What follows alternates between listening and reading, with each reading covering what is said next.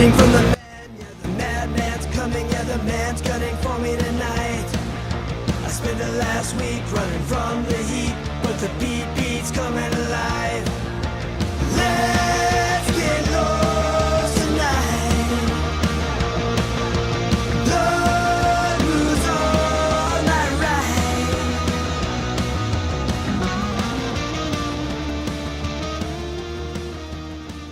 Hello, wackos, and welcome to. I'm not on the screen.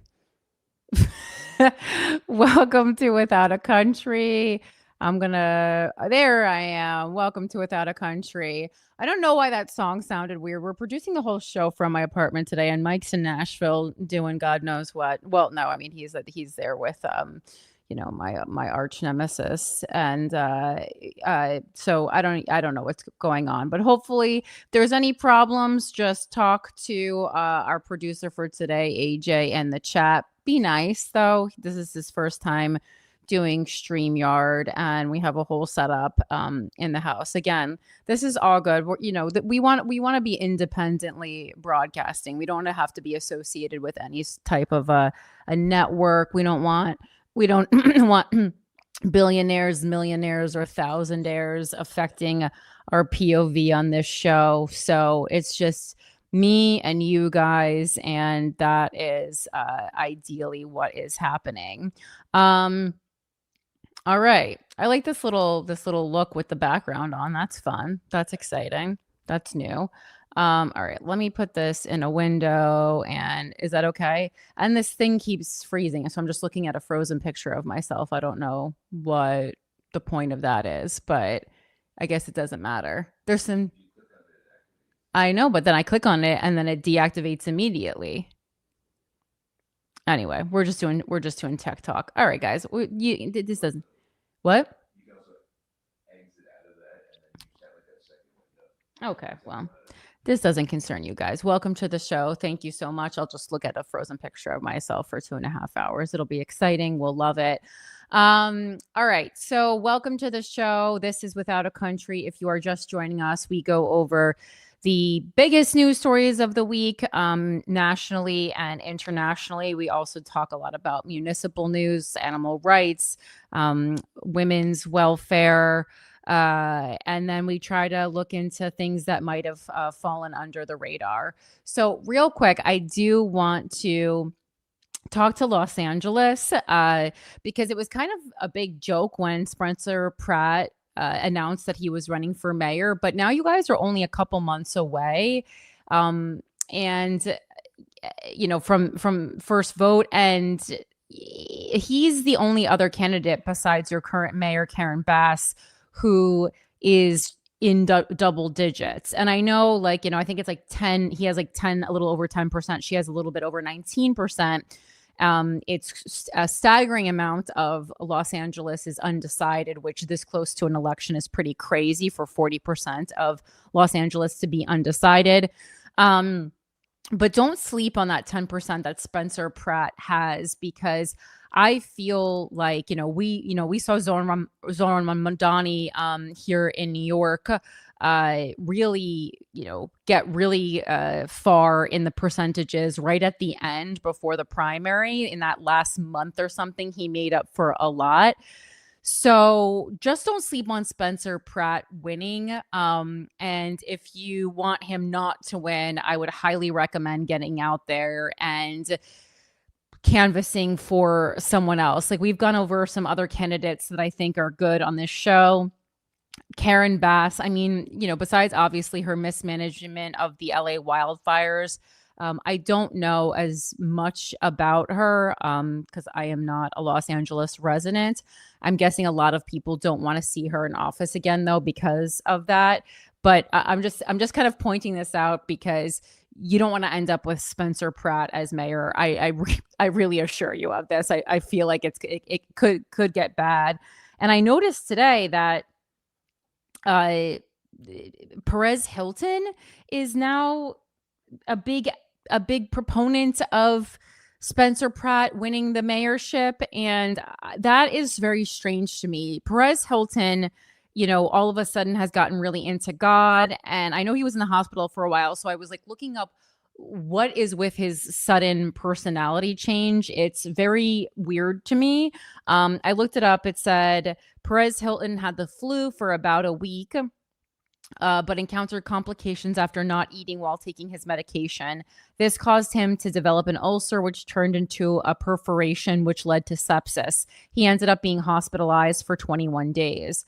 While hospitalized, he said he had an encounter with God that he describes as life-changing. He grew up Catholic, baptized, confirmed, attended a Jesuit school for 7 years, but was never a believer until now.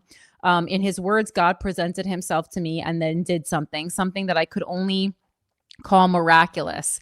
I was very lucid. It was real. I don't have to hope to believe. I know now.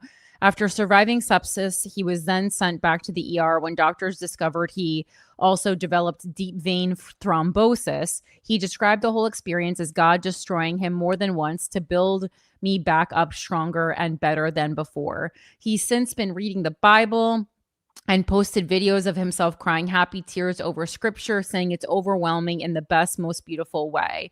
He's also acknowledged the backlash, saying, I know that some people are fed up with me talking about God. You don't have to watch these videos. You don't have to watch them.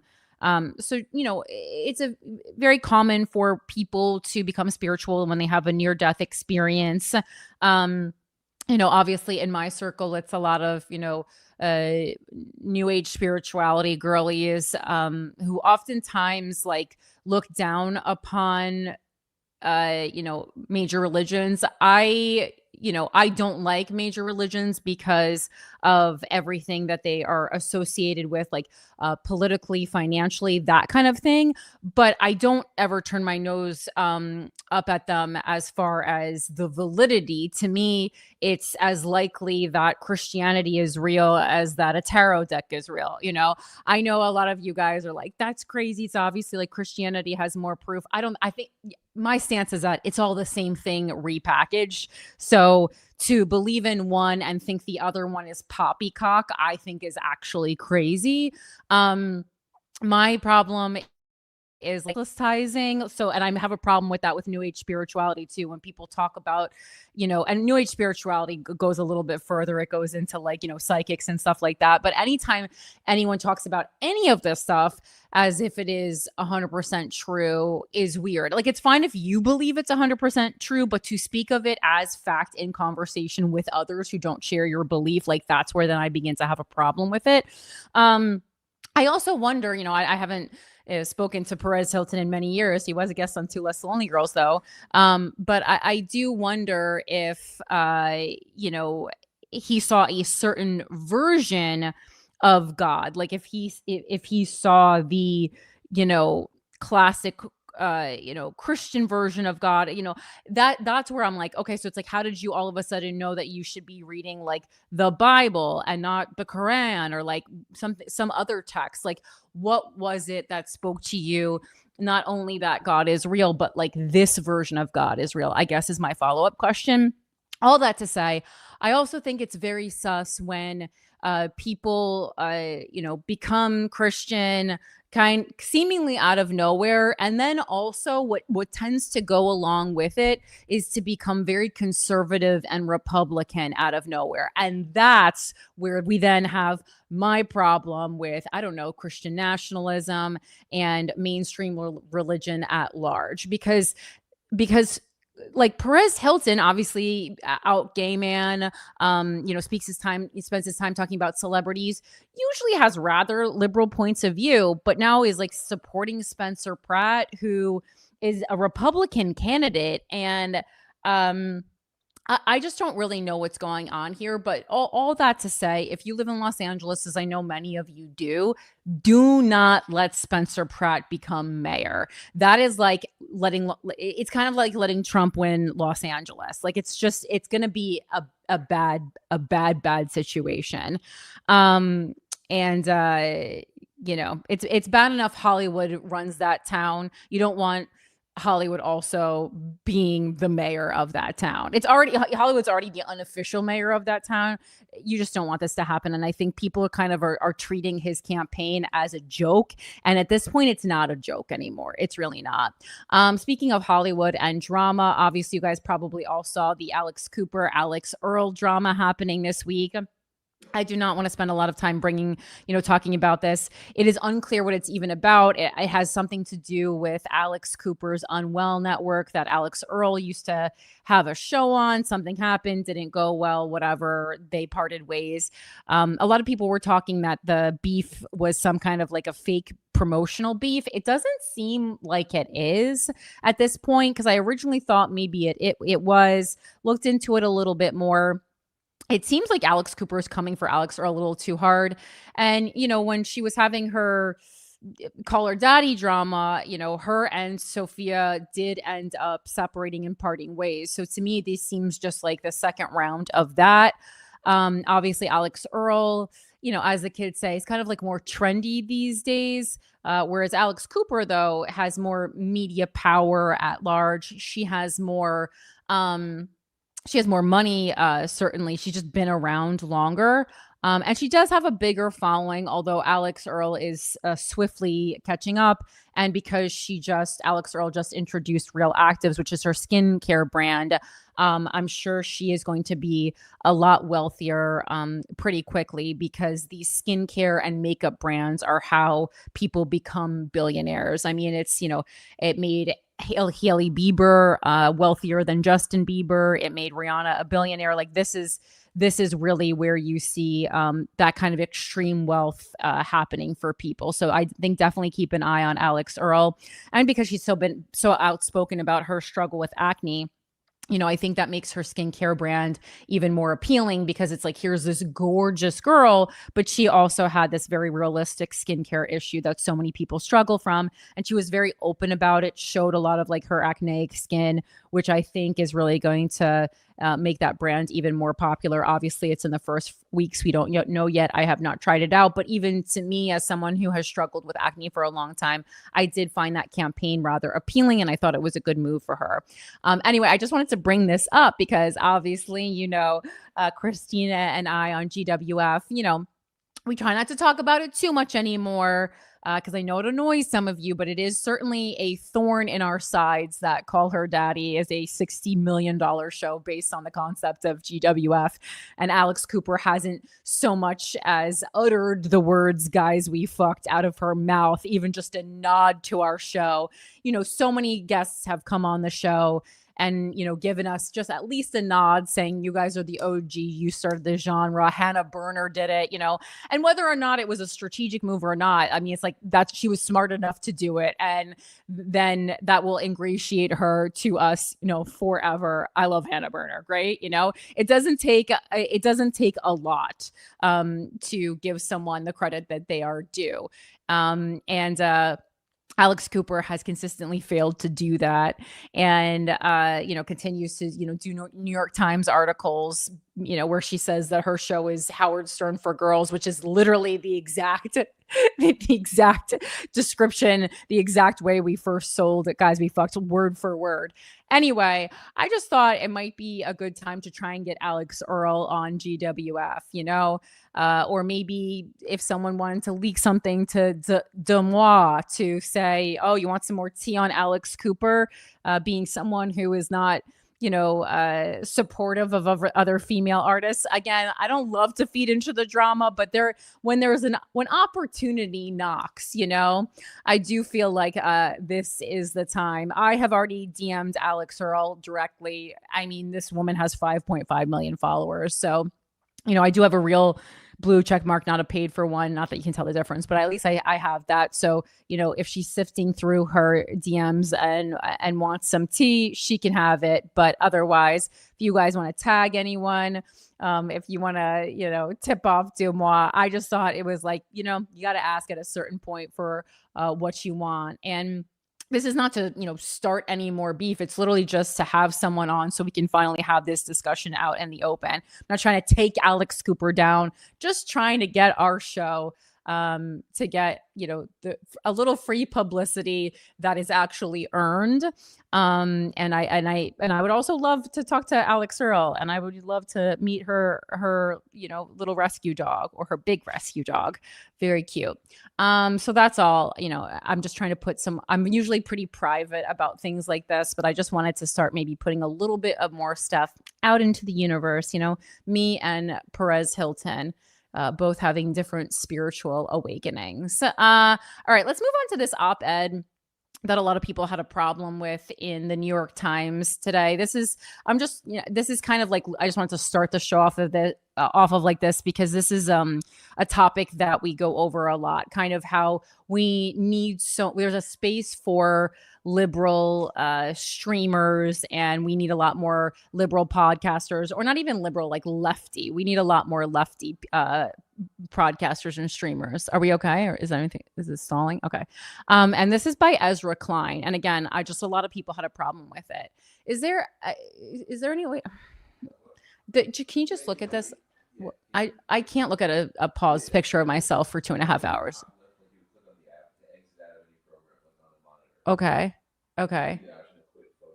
Yeah. Yeah. Now it says ready to roll.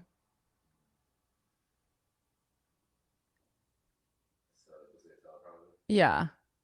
Can I put it to sleep, or will that put the camera to sleep? Oh boy. Okay, whatever. This is better than looking at a picture of me. It's just words now. Okay. Sorry, we have a new teleprompter, and it's like it's just looking at a picture of yourself frozen for 2.5 hours, because this keeps shutting off, and I absolutely can't do that. It's driving me nuts. This is just some words, though. This is fine. So this is the New York Times op-ed by Ezra Klein. Again, a lot of people were kind of like, this is not the kind of article we need in the New York Times right now. But I feel like that's the response to almost any article that comes out. So this came out on April 12th, and it kind of also is an initial piece, or an additional piece into the Hasan Piker drama that's been going on with, like, the establishment Dems, continuously having a problem with Hasan Piker. So this says, after the 2024 elections, there was a panic among Democrats about the absence of a liberal Joe Rogan. Could one be found? Could one be created? It was an epic exercise in missing the point. You cannot have a liberal Joe Rogan, because Rogan is not particularly political. And it's also like, you can't manufacture it, right? Like, that's the thing about Joe Rogan, especially because he was, is a stand-up comedian, and was someone who was podcasting so early on in the formative days of podcasting. That's what makes him special, right? It's not that, like, he himself is so special. It's that his rise to fame is so unique and so special, and so detached from establishment at the time of his origin story, right? So you cannot have a liberal Joe Rogan, because Rogan is not particularly political. His audience cohered around conversations with comedians, MMA fighters, bodybuilders, and psychonauts. That's what made him politically influential. He like basically created community, which is something that we've been talking about failing so much on doing on the left. So he created this huge online male community. And people need that. It was something that almost every guy, no matter what kind of a guy you were. Now I think it's a little bit different in that there are Joe Rogan guys and not Joe Rogan guys. But back in the day, kind of like guys were just listening to Joe Rogan, and that was a real sense of community that he created.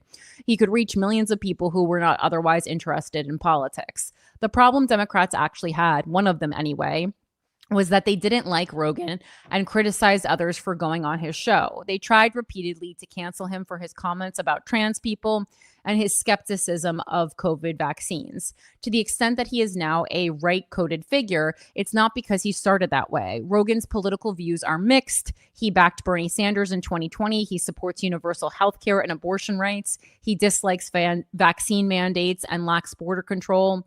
But it shouldn't have been a surprise when, after years of being attacked by the left, he endorsed Donald Trump in 2024. The simplest way to tell people which side they're on is to tell them how much your side hates them. And while I certainly don't agree with his endorsement of Donald Trump, This is a mistake that the left has made time and time again. I mean, I am too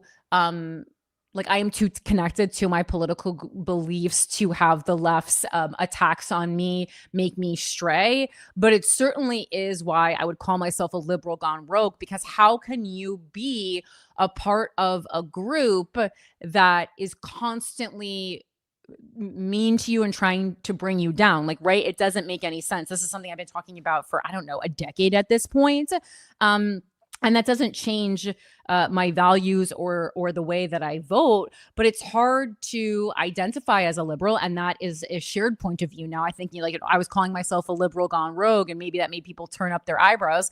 But now, plenty of people don't want to be called liberals. If you even look at people talking about my show online, they'll be like, "Yeah, we're leftists, not liberals." So it's like now we're trying to create different spaces even on the left. And it's because liberals ate their own.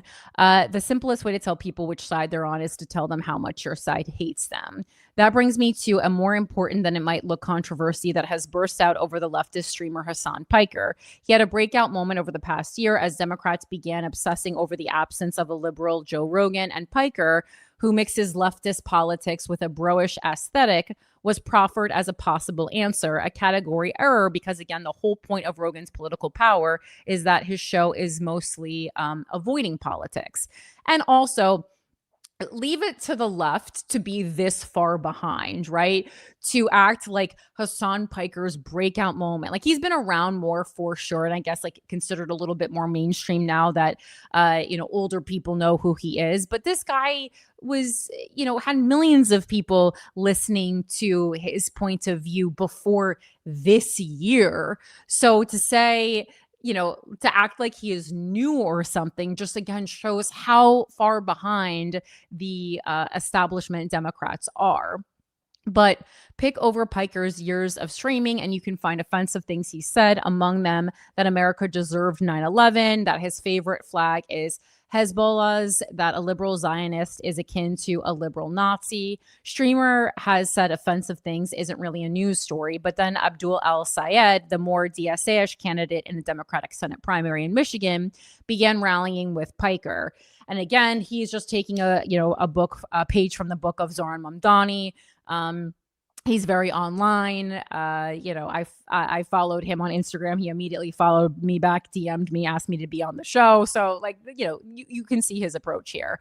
And actually, even before that, my neighbors were doing a fundraiser for him. So I sent his campaign, $100 or something, which I think I've talked about on this show. That led Third Way, a centrist group that previously demanded that Democrats draw a line in the sand and shun Hasan Piker and his fellow Jew haters, to send a letter to el-Sayed demanding details about how closely you'll align with his most abhorrent views. Jonathan Greenblatt, the head of the Anti-Defamation League, said Piker reflected the dangerous normalization of anti-Semitism in our politics. Politico then asked a number of possible 2028 Democratic hopefuls whether they would appear on Piker's show. Governor Gavin Newsom and Rahm Emanuel said that they would. Representatives Ro Khanna and AOC already had. Senators Cory Booker, Ruben Gallego, and Alyssa Slotkin said that they wouldn't. I think there's rather a lot wrapped up in this controversy, so let's take it piece by piece. And, Abdul al-Sayed, I follow his campaign a bit, and, he has already spoken up out about this and said that, he just because he's on someone's show doesn't mean he aligns with all their viewpoints. And I share that thing. I've had many people on this show who I don't agree with their viewpoint. And I've certainly appeared on many people's shows who I don't agree with everything they say. But if they are someone who is up for having a somewhat rational conversation, I'm there. And again, I think this is a good approach for anyone, but especially Democrats, to really be open to going to places that aren't an echo chamber, because we just seem unable to do this. I think there's rather a lot wrapped up in this controversy, so let's take it piece by piece. Is Piker a Jew hater, as Third Way alleges? In an interview with the writer Aaron Regenberg, Piker addressed some of his worst comments.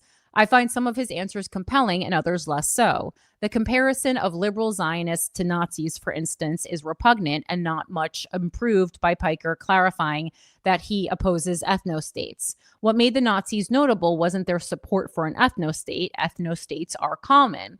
What made the Nazis notable was their effort to exterminate the Jewish people. And Piker's assertion that his opposition is to all reactionary ideology is hard to square with his admiration for Hezbollah. But to focus only on those comments is to miss much else that Piker has said and believes. He has also said, quote, "From pogroms to the Holocaust, Jews have always been singled out by those in power as a scapegoat for the instability and economic volatility that people in power caused. A resilient, nascent anti-Semitism is a constant threat." He has called anti-Semitism gross, immoral, and a hate crime. He has promoted John Ossoff, a Democratic senator from Georgia who is Jewish, as a 2028 presidential possibility. In previous presidential primaries, Piker supported Bernie Sanders, who is also Jewish. It is an unusual form of Jew hatred that calls out anti-Semitism and promotes Jewish Americans for the presidency. I hear that. I would also say, if anyone who hates a certain group of people always has a couple members of that group of people who they like, just so you can do exactly this and say, I don't hate Jews, I like Bernie Sanders. I know plenty of people who hate Jews who like Bernie Sanders. Okay, I'm just gonna say that. And again, I'm not saying that Hasan Piker hates Jews. I feel like in his private life he doesn't love them. Again, we've talked about this before. Doesn't bother me. What bothers me when it actually bleeds into other people who have like a less nuanced way of thinking. Like if you want to hate Jews privately on your own time, Hasan Piker, truly be my guest. Doesn't bother me. I have deep disagreements with Piker, but he isn't a Jew hater. He's an anti-Zionist. And this is something I spent a lot of time thinking about this week, just because Zionism, like by definition, it's weird how now it's not, like used as like an almost slanderous term. And so I just did a little bit of research off of, on why this has kind of happened. And how the word has devolved. So just to hop off and talk about this for a second, at its core, Zionism is, and this is from multiple sources, but at its core, Zionism is the political movement that advocated for the establishment of a Jewish homeland, specifically in the historical region of Israel and Palestine. It emerged in the late 19th century primarily as a response to European anti-Semitism. Theodor Herzl, often called the father of modern Zionism, essentially argued that Jews will never be safe in Europe, so they need a state of their own. When Israel was established in 1948, most Zionists considered the movement's central goal achieved. Today, Zionism, in its most basic sense, simply means support for Israel's existence as a Jewish state. And now the word, when people use it, has become a little bit more charged. It carries a little different weight, but it's hard because sometimes different people mean it in different ways. So it is argued the case for using it critically. Israel's founding involved the displacement of roughly 700,000 Palestinians, which is called the Nakba, meaning catastrophe, and that's awful. Critics argue this wasn't incidental. It was structurally necessary to create a Jewish majority state. But like displacement of that many people who live there, like never going to fly with anyone. They are not the only people to have done such a thing. But yes, this is not good. Settler colonial theory is the main framework here. The argument is that Zionism isn't just nationalism. It's a specific type of nationalism that required displacing an existing population to implant another. Under this framework, it functions similarly to French Algeria or British colonization of Australia. And, because I was kind of researching, why the world is full of colonizers. Why are the Israeli colonizers, why are they attacked with so much more fervor than other colonizers? That was kind of my question and what I was looking into. For Palestinians specifically, Zionist is an abstraction. It's the ideology directly connected to their displacement. So obviously, that carries a more visceral weight, kind of regardless how it's defined in the dictionary. Why that framing is contested. Jewish connection to that land isn't invented. It's ancient and continuous. Jews weren't importing themselves to someone else's territory with no prior connection. And this is where we get into the biblical or, religious reasons why certain people have a relationship or should be given first priority to live on a certain piece of land. And that's kind of the part where I just have to bow out, because I don't believe in any of that. I don't believe in like religion giving you ownership over a certain piece of land, but obviously people do, and it's very important to them. So I just have to step out of that part of the conversation. What I do have a problem with is if 700,000 people live in a place and then you going, okay, no, actually, we should live there. I totally understand that Jews were getting kicked out of everywhere and they needed a safe place. That I think is pretty undisputed. But to then decide that a safe place is where you have to remove 700,000 other people, I go, well, why don't you just pick a different place, Most Zionists were fleeing persecution, not pursuing empire on behalf of a dominant power. And so that is the difference. When we're talking about colonization, they were fleeing persecution, not trying to like elbow people out to build an empire. Now, obviously, energy is a little different there. Collapsing all Zionism into its worst outcomes erases huge internal diversity. There were Zionists who opposed displacement, who imagined a binational state, who wanted coexistence. Many people use Zionists as a way to criticize Israeli policy while maintaining plausible deniability about whether they're opposing the state's existence, specific government actions, or Jewish people generally.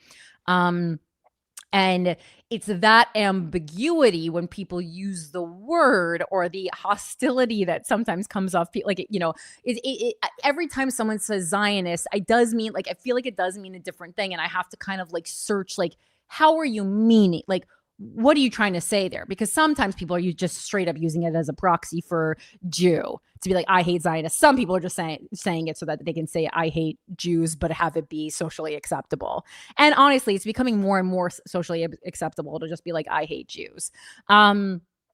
And again, this is just a discussion. This is not in any way in support of Israel. People, it's so hard to talk about this because people just jump down your throat. And I'm like, but we need to be having conversations about that. I've even seen a lot of pretty big political creators recently been like, yo, the anti-Semitism is so fucking out of hand. And like, I am not at all having this conversation to say that, anything that is taking away from the genocide that is happening in Gaza, all the thousands of deaths in Lebanon, which we are going to talk about later.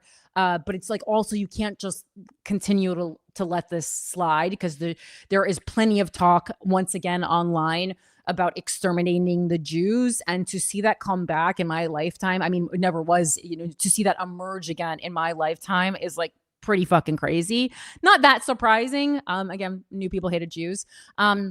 So the derogatory use of Zionist, basically, because it feels like a slur when people say it, and you're like, okay, because it just doesn't.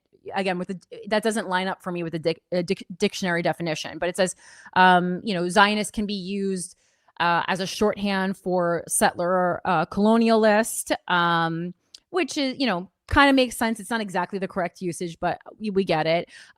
Using it to mean Israeli government supporter. That's how I interpret it the most.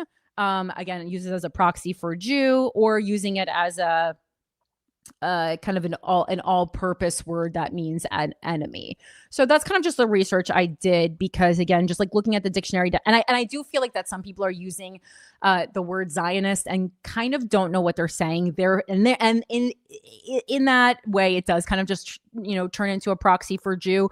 So you use whatever words you want, but just when you are using a word, make sure you know what you're saying. That's all I wanted to have that conversation about. So if you heard these descriptions and you say, oh yes, like that word really, aligns with what I am trying to communicate, by all means, keep using it. Use it as a slur if you want, but just know what you're saying. All right. I have deep disagreements with, back to Ezra Klein. I have deep disagreements with Piker, but he isn't a Jew hater. He's an anti-Zionist. And here I think the real stakes of this fight come into view. We are living through a rupture in both the meaning and the reality of Israel. A Gallup poll from February found for the first time that more Americans sympathize with the Palestinians than with the Israelis.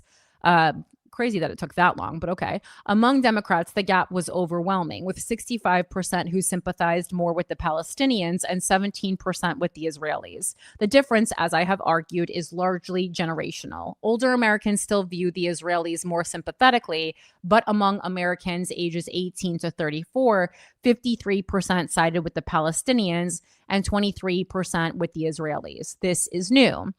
Before 2023, young people and Democrats were more likely to side with the Israelis. This is not the result of an international psyop or a profusion of memes. The Israel that young people know is not the Israel that older people remember. It responded to the savagery of October 7th by flattening Gaza in a brutal campaign that killed at least 70,000 Gazans, taking control of more than half of the territory and herding Gazans, more than 2 million people, into the remainder.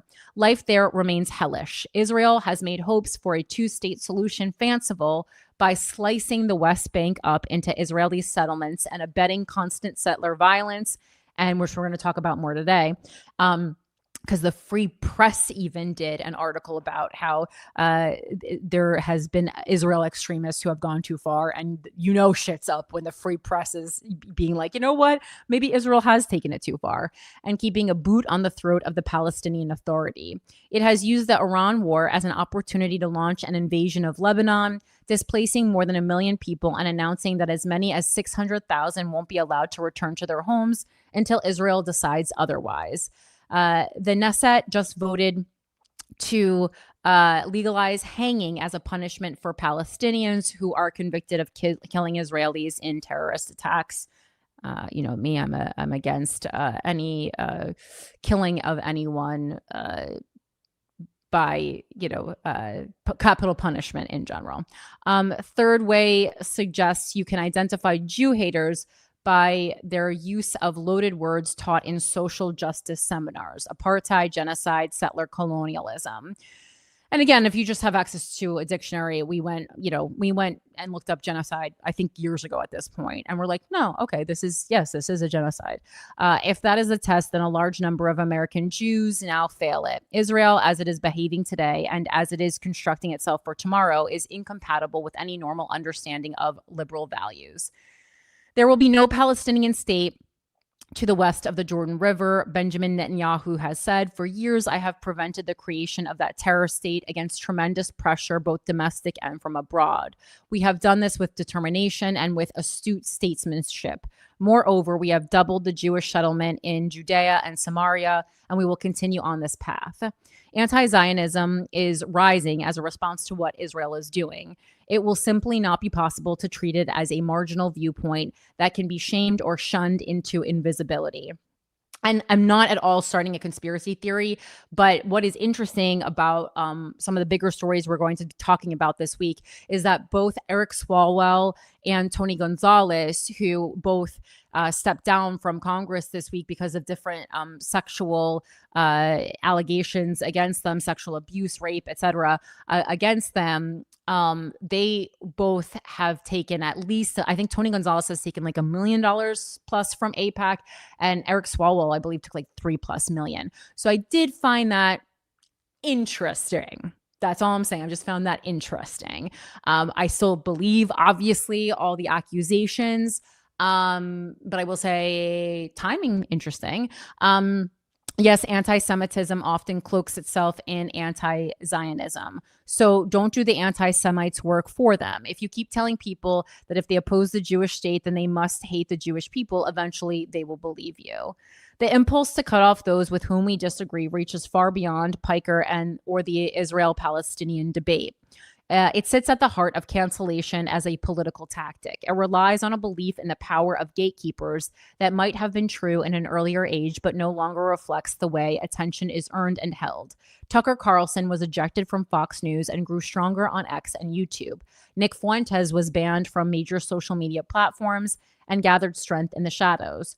Trump went from being banned by every major social media platform to retaking the presidency. But it's not just that cancellation has failed to silence those it targeted, it also weakened those who used it. The Democratic Party and the progressive movement was ill-served by the belief that it could decide the boundaries of acceptable debate. In narrowing who it could talk to, it limited what it could hear and whom it could be heard by. I haven't been on Rogan's show, but I've been on some of the shows in that broader universe, like Andrew Schultz's Flagrant and Lex Friedman's podcast. I was surprised by how frustrated the hosts were about their inability to book Democrats in 2024. They had said things that the broader progressive universe disliked or had conversations with people who were anathema to the left. And so Democrats largely avoided these podcasts, ceding them to the Trump campaign. This was not only bad politics, but also bad democratic practice. These shows had come from nowhere and had gained millions of loyal listeners. They had earned their viewerships by voicing something that made millions of Americans feel seen, heard, or at least interested. In avoiding those spaces, Democrats avoided contact with the kinds of voters they otherwise claimed to represent. This is the mistake Democrats often make when they talk about what they did wrong in 2024. They realize now that they should try to talk to the people who listen to these shows. They are less likely to realize that they should listen to the people who talk on these shows. Okay.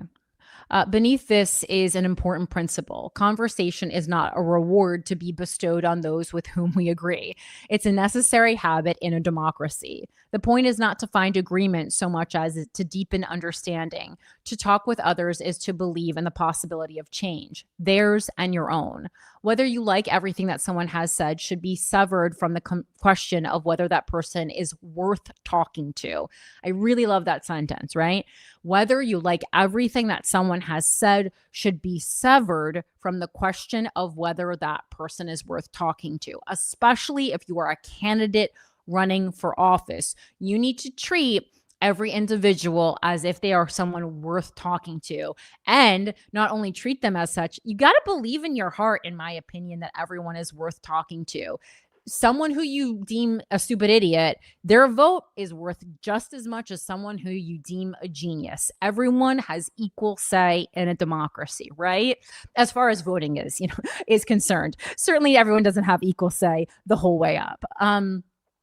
The space for such conversations was once wider. In 1968, William F. Buckley Jr., the arch-conservative founder of National Review, hosted Eldridge Cleaver, the Minister of Information for the Black Panthers, on Firing Line. Neither man was there to endorse the other's politics. I should like to begin by asking Mr. Cleaver whether he finds it consistent with his ideology to encourage the assassination of Mr. Richard Nixon, Buckley said. Cleaver's answer: I should say that if Richard Nixon was assassinated, it would only result in having another pig in line who possibly would need to be assassinated. Buckley later hosted Cleaver at his home. It was a different time, but it created a lasting artifact. The interview has hundreds of thousands of views on YouTube and remains riveting to watch. Are there people I won't have on my show or shows I won't go on? Sure. But those judgments for me are more about what I think will be productive rather than who I think can be included. And that's exactly why I didn't go on. What's the guy who took money from Russia? The Tim Pool. Yeah. So, and that's exactly why the couple of times I've been asked to be on Tim Pool's show, I said no, because I reviewed several interviews he's done, specifically interviews he's done with women, which are pretty weak, his weak suit, I would say. And my assessment was not that I had a problem being on his show. Well, I mean, I did have a problem being on his show as someone who colluded with Russia. I did have a problem with that. So to me, that made him not a trustworthy source. Because if someone is being paid for a specific viewpoint, that's no bueno for me. If someone has a vastly different viewpoint from my viewpoint, but I feel like that they actually believe it and are not just doing it for clout or attention or money or whatever, then I can sit down with that person. But I just reviewed those conversations, and to me, I thought, this is not going to be productive. I don't need to go wherever the hell, DC or wherever he films for this. This is absolutely unnecessary. Similarly, I wouldn't judge Booker or Gallego or Slotkin for avoiding Piker's show. They're busy people, and it may not be how they want to spend their time. But there's something strange about aspiring to lead the country's left-wing coalition and elevating the avoidance of prominent leftists to a matter of principle. That's all the more true now, as attention isn't bestowed on the chosen few by television networks and newspaper editors. It's won or lost in a ferocious marketplace that rewards outrage and controversy.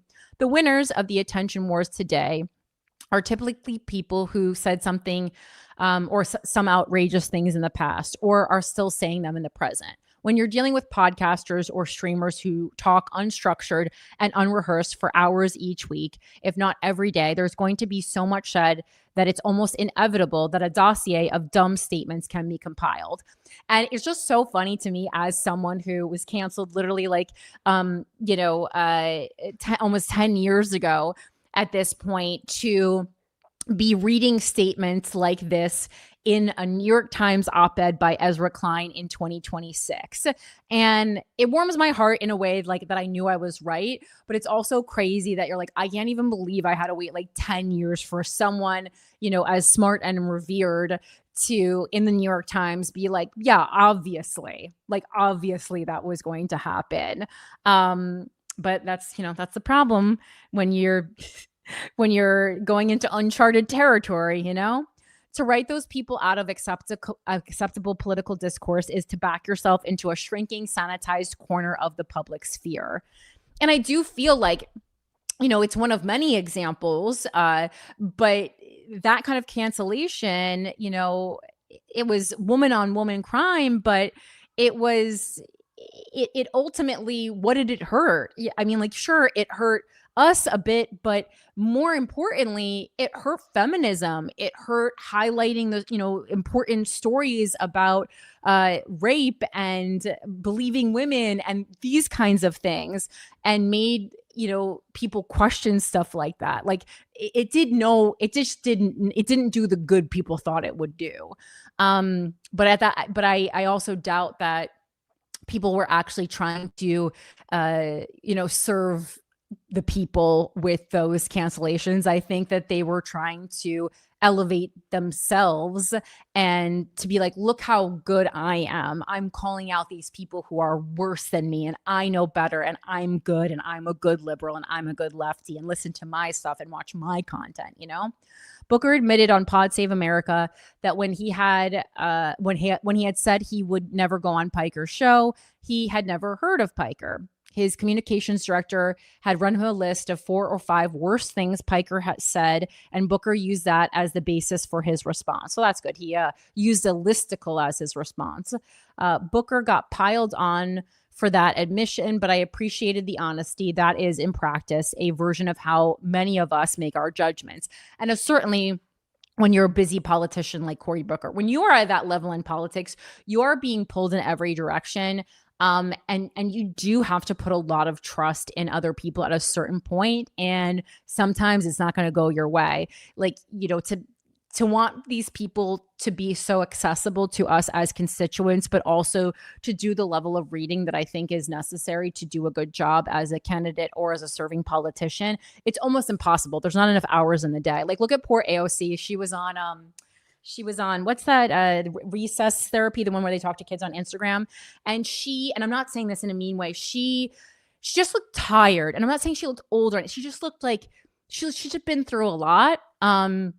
And I do think she is really trying to serve the people ethically still. And I think it is weighing on her. And this little girl asked her a question, kind of like, what is it like being a congresswoman? I believe was the question.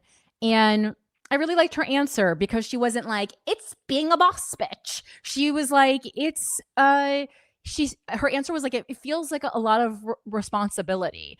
And like there was a tiredness and in her answer. But her answer really revealed to me what we already knew this, but it reinforced to me that she doesn't take the decisions that she makes lightly. She doesn't take the votes that she makes lightly. She really does think about them. So even if you have disagreed with things that AOC has done in the past, I do think she is really thinking about what is the right thing to do for the people. I really still do believe that. And I think that was really evident in her answer, and that's why it's good to have, people in spaces where they're being asked, a question by a child directly. And, as people pointed out in the comments, you can, tell a lot about someone's character by how they converse with a child. Like if they act like a child is worthless to them, or if they speak to them like they are the future of this country, which is what they are. You okay? Hello? Okay. Algorithmic media is an engine of motivated decontextualization. We see other people in snippets that serve the agendas of those who cut them. We are fed 30-second clips shorn from multi-hour streams, 2-sentence quotes ripped from long conversations, old comments that obscure subsequent change. And like we've talked about on this show before, I stopped clipping this show because really smart people who follow me, really smart people, I'm not going to call them out by name, but really smart people have unfollowed me. And I know it's because they misconstrued certain clips from the show because they just digested 30 seconds and they were like, well, I know how Corinne Fisher feels and I don't want to be a part of that. And I know this to be true. And it broke my heart, but it also revealed it's like, oh, maybe I should take these people off the pedestal because they're obviously not as smart as I thought they were if they are unable to take in more than a 30-second clip and have more of a nuanced view of a person. We have to be careful about being lulled into believing these shards represent anyone's whole person. We should not be afraid of finding out who those people are, of seeking to change them, or of allowing ourselves to be changed by them. And so again, even after reading this article, a lot of leftist political creators were like, this isn't what we need right now. I don't actually see a huge problem with this article. Like, what do we need? If you know so well what we do need right now, please create it for us. All right, let's move on to the enemy of the state this week. Oh, this one made me happy. This is my personal enemy of the state for a long time, but now is a true enemy of the state, and the enemy of the state is SantaCon. So this just came out, and there's a New York, The Cut piece from New York Magazine that says, crime. Obviously, SantaCon was a scam. Who could have guessed that the guy behind SantaCon, obviously said in a cunty manner, the patron saint of men getting blindingly drunk and yelling at their girlfriends while they are dressed as elves, might not have been on the up and up. On Wednesday today, SantaCon president Stefan Pildes was arrested on federal wire fraud charges, with prosecutors accusing him of siphoning hundreds of thousands of dollars of charitable funds for his own use. Because I think we always forget this because it's so overshadowed by the alcoholism. But SantaCon is at its core for charity. Yes, it turns out that SantaCon is not just an excuse for the most belligerent Long Islanders to take over Third Avenue. Oh my God! And if you live in Manhattan, especially like in like Murray Hill, you have a vision of Third Avenue during SantaCon emblazoned in your brain. As someone who used to live at 33rd and 3rd, I will never forget. It is also a charitable endeavor from which someone could steal. According to the indictment, Pildes, who spent 7 years organizing SantaCon in New York starting in 2019, raised $2.9 million in ticket fees and commissions from participating venues during those years, all of which was advertised as being donated directly to Santa's charity drive. According to SantaCon's website, organizations on the receiving end of Santa's charity include City Harvest and the city's Parks Foundation. Also, per a 2023 Gothamist report, Burning Man. The majority of those proceeds were apparently diverted to a company Pildes owned, Creative Opportunities Group. And you know what? What a great name for a fraudulent organization. Creative Opportunities Group that had no affiliation with SantaCon. Pildes also got his hands on the money that did wind up going to SantaCon, allegedly stealing hundreds of thousands of dollars and depositing it into a personal slush fund. Meanwhile, tax filings claimed that none of the people helping Pildes run SantaCon were paid for their work. Because he's not a total monster, Pildes did apparently donate a small fraction of the SantaCon cash to charity.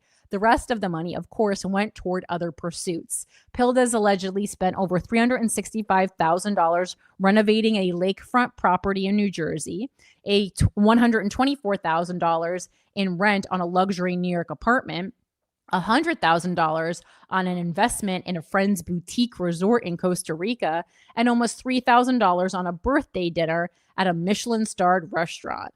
Pildes is expected to appear in court on Wednesday afternoon and has not yet entered a plea. Will this have an impact on SantaCon 2026? Perhaps the better question is, could anything ever stop SantaCon? I imagine some new money-minded schemer with a passion for Jaeger bombs and getting into fights in Murray Hill will simply take Pildes's place like a drunken Hydra wearing a Santa hat. So that's so crazy. And again, like, people love SantaCon, and I don't think anyone's really no one I see, I don't think really cares to do it for charity. All right. Let's take a moment, right? Yes. A 1 minute break? No, we can't break during the show. But thank you. All right. Do you want me to turn the air conditioner on though? Are you hot, producer? Okay, I'll turn it on. I don't know if that's going to go on. You can turn it on. Here's the thing if you need. Anyway, let's take a break though to talk about our Patreon subscribers. Of course, all hail to our amazing dictator, Christopher Fungi. Thank you so much for being here. Shout out to my capitalist pigs and my cuties, and hello to my newest capitalist pig, Xana Rogers. Thank you so much for being here. I appreciate you so much. If you want to help to finance the show, all the people who work on it, the art that we use for the thumbnail, to put together the thumbnails, the subscriptions, treats for Alfred Hitchcock. No, I don't use that. I'm not running a scam here. All the money that you give me pretty much goes back to the show. Or towards other artistic endeavors, but basically, it's not so much. It's staggering. It just goes all back into the shows by the end of the month. But anyway, if you want to contribute to this show, it's patreon.com/withoutacountry, and you can subscribe to help finance the show for as little as $6 a month. So I'm going to go right in. There's a lot, just a trigger warning for you guys. There's a lot of sexual assault themes on today's show. Obviously the main story is Eric Swalwell. Also, we'll do a little bit of Tony Gonzalez, but we had already talked about him on our show a while ago.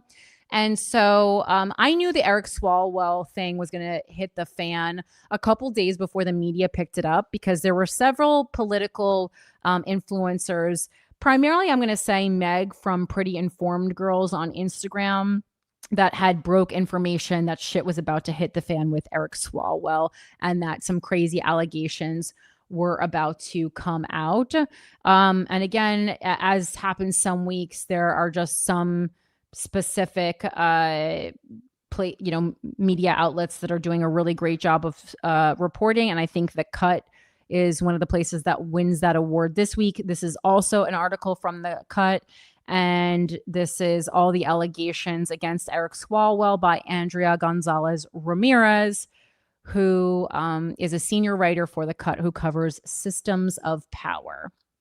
So California Representative Eric Swalwell officially resigned from Congress on Tuesday after 5 women came forward with allegations including rape, kissing someone without their consent, and sending unsolicited nude photos. The fallout has been swift, 2 days after news outlets published sexual assault and misconduct claims from 4 women on Friday, Swalwell suspended his gubernatorial campaign. By Monday, he had announced his intent to step down from his congressional seat. The following day, a 5th woman accused him of sexual assault.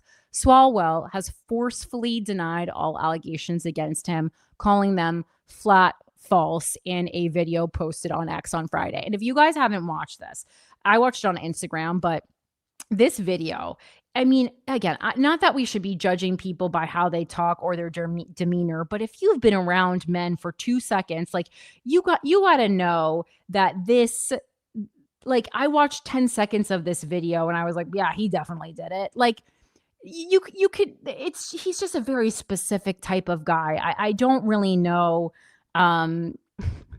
Like, oh God, here, I gotta get on this on just like a lot has been said about me today through anonymous allegations. I thought it was important. Just like the way his lips move, these allegations of sexual his assault voice, his eye contact. False. They're absolutely false. They did not happen. He looks to have lip gloss on. And I will fight them with everything that I have. They also come. And then one of my favorite things is when whatever man of the week is denying sexual assault, rape allegations, I like to look into who liked it and like what celebrities that I follow liked it. And it's always really questionable. Although in this instance, like I think some people liked it just to be like heard, like I am Lauren Peretra liked it. And I doubt that she's posting about him and her story. So like, obviously like she believes women. Cause I would be like really pretty stunned if she didn't, but I don't know. There's just some people who are liking it and you're like, are you liking this for the right reasons as an acknowledgement? Or are you liking this cause you are a problematic person? I don't love the word problematic, but this is beyond cancel culture. This is just being like, oh, this man is a felon. All right. So yeah, he denied people in this video, the allegations in this video. They did not happen. They have never happened. And I will fight them with everything I have. His attorneys, meanwhile, have framed the woman's claims as a smear campaign intended to derail his run for governor. And what I will say is like, yes, obviously this was timed to derail his run for governor, which I do worry as someone who covers a lot of sexual assault and rape cases, and has for years. I do wonder about using these strategically that the public can start to view them or already does view them as a weapon rather than a really vulnerable, hard thing to do and come out and say. And what I'll say about that is I think it's because of the structure of power in, everywhere, but specifically in politics, right? So in a lot of, I think in most of these instances, if not all of them, these are other women who work in politics, right? And they want to continue to work in politics. This is their passion. And so they know that if they come out against the powerful person kind of solo dolo, it is going to be really difficult for them to work anywhere. Just because this is going to sound so dismissive, but just because there's so many people who want to work in politics, and I think a lot of people are looking at it strategically. They're like, well, why would I hire the woman who alleged that this guy sexually assaulted her when I could just hire someone who doesn't have all that baggage attached to them? And it's not really about like believing or not believing. It's just kind of a strategy to succeed. And so much of politics, unfortunately, is about strategy rather than ethics. And that's one of many problems that I have with it. But it does bother me because I think obviously, when people are running for office, there's competition, and whether or not these allegations or the organization of these allegations and having these women come out together in like all at the same time and be supported by the establishment in a way that had they come out by themselves years ago, they probably wouldn't have. Like that is very it's very possible that that is funded or orchestrated by one of the people who was running against Eric Swalwell. I would 100% believe that. And although I think it's great that survivors get justice at any point, I do worry about the general public who still has such a problem believing, anyone, but specifically women, when they come out with these accusations, is going to start to look at it as a political weapon rather than an absolute sweeping problem in our society that men absolutely cannot fucking stop raping. And that's something that I've been thinking a lot about this week, right? Because obviously you can't look away from the timing on this. You can't look away from how often the timing for these allegations is on the precipice of the predator achieving some form of greatness. But the missing part of that story is, of course, that that's the only time that survivors are valuable to the people who can help them.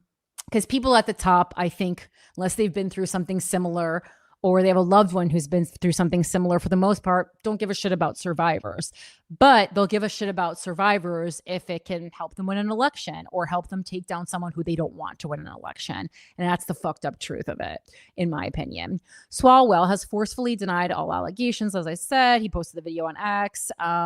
His attorneys, meanwhile, have framed the women's claims as a smear campaign intended to derail his run for governor. Swalwell, a 45-year-old married father of 3, was first elected to Congress in 2012. He's also been one of President Donald Trump's most outspoken critics and briefly ran for president in the 2020 election. Here's what his accusers have said so far. One former staffer alleges that Swalwell sexually assaulted her. On Friday, the San Francisco Chronicle published allegations from one of Swalwell's former staffers who claims he sexually assaulted her at a New York hotel room in 2024. The unnamed woman says that following an awards event, she met her former boss and became heavily intoxicated to the point that she remembers only snippets of the night. In one of those fragments, she claims Swalwell sexually assaulted her as she said no and tried to push him off her. The woman also claims that a similar incident happened in 2019 when she was 21 and working at Swalwell's district office. She says that Swalwell, who is 17 years her senior, would message her on Snapchat asking for nude pictures and sending his own. And Slate did a whole article about yo, these people gotta stop sending dick pics. On one occasion, he allegedly asked her to perform oral sex on him while driving to an event. Another time, the woman says Swalwell invited her out for drinks and she drank so much she blacked out. The next day, she says she woke up naked in his hotel bed and could feel that he'd had intercourse with her. The woman told, based on all my work with Bill A-101, I am guessing that this particular accuser has to word it that she was sexually assaulted rather than raped because she voluntarily drank the night of her rape. And as we know in New York State, if you voluntarily consume drugs and or alcohol the night of your rape, even if it's only voluntarily the first drink and the other ones are coerced or later ones are laced, doesn't matter. If you voluntarily consumed any alcohol or drugs, even if you were later roofied or coerced into drinking or doing drugs, your rapist cannot be prosecuted as a rapist again. So just to bring it into context, some work that I've been doing, I've been talking about it nonstop. Bill A-101, I went to another press conference this past week for it. Because now there's another stalking bill that is also on the table called the Creep Act to protect, people, but, of course, women from stalkers in New York State. And this is when you really see how legislation affects real world incidents and, it's not just what these women will be able to get in court, but it's how, the cut is able to even describe what happened to them. Fucking crazy. I'm reading between the lines a little bit here, but just based on what I know and the work I've been doing. But I mean, this is just so crazy. The woman told the Chronicle she didn't report Swalwell out of fear of personal and professional retaliation. He was the foundation of my career. I had nothing to fall back on or anyone to vouch for my skills outside of my colleagues in that office and Eric himself, she said.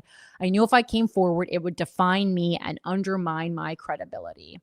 3 other women accused Swalwell of sexual misconduct. In a separate report published on Friday that included the unnamed former staffer's account, CNN spoke with 3 other women who accused Swalwell of misconduct. One of the sources, who also spoke anonymously, said she and Swalwell began messaging online in 2025, and last spring, he visited her city and asked to meet up. Oh, real Crystalia here. They went, she's of age, but other than that, a real Crystalia. They went to a bar where she said he kissed her without her consent, adding that she didn't leave because she didn't want to burn a bridge with a prominent elected official. And, it's the same story over and over again. And I know people could be like, well, when you don't leave, you're making it more difficult for all women. And that's you, right? And I think that would be me too in these circumstances. But you can't say until you're there. And you also can't expect everyone to carry the burden of all women's futures on their shoulder. It would be lovely, but it's not a fair ask. And we don't know what other trials and tribulations these people had to go through to get to this spot. We don't know if their, family's welfare or finances are relying on them doing well in politics. We don't know. We don't know. The woman said she got drunk and ended up in Swalwell's hotel room without knowing how she got there and can't recall what happened the rest of the evening. And I know some people might be being like, well, why do these people drink so much? If you're asking that question, you've never been in a work situation with a full-grown man where you're a tiny girl and you're trying to keep up so that they know you can hang, so that they know you're one of the boys, so that they know you're down for everything, not in a sexual way, in a business way, right? Women are still so new to the business world, and you really feel it when you get into these higher positions. In the weeks afterward, or into these more male-run industries, politics, stand-up comedy being 2 of them. In the weeks afterward, the woman said she felt distraught but continued communicating with Swalwell, at one point telling him she felt really disgusted and ashamed about what happened. Eventually, she said she sent him a long text in which she told him, "All you did was harm me," and asked him to stop contacting her. The other 2 women claimed the representative sent them unsolicited photos of his penis and other sexual messages. Social media creator Ali San Marco said she connected professionally with Swalwell on Twitter in 2021. Though their messages largely centered around politics at first, eventually Swalwell began texting her late at night, asking personal questions before their conversations moved to Snapchat. And again, I'm going to chime in here and say, there's no reason to ever have adults talking on Snapchat. If an adult man asks you to talk on Snapchat, he's a bad guy. There's no reason for an adult to be conversing on Snapchat. San Marco said she claimed that in their exchanges, Swalwell became very inappropriate, like saying about how hot he thought I was, insinuating that we should get together and hook up. He allegedly sent her unsolicited photos of his penis and inappropriate selfies of him in bed or shirtless. Ugh.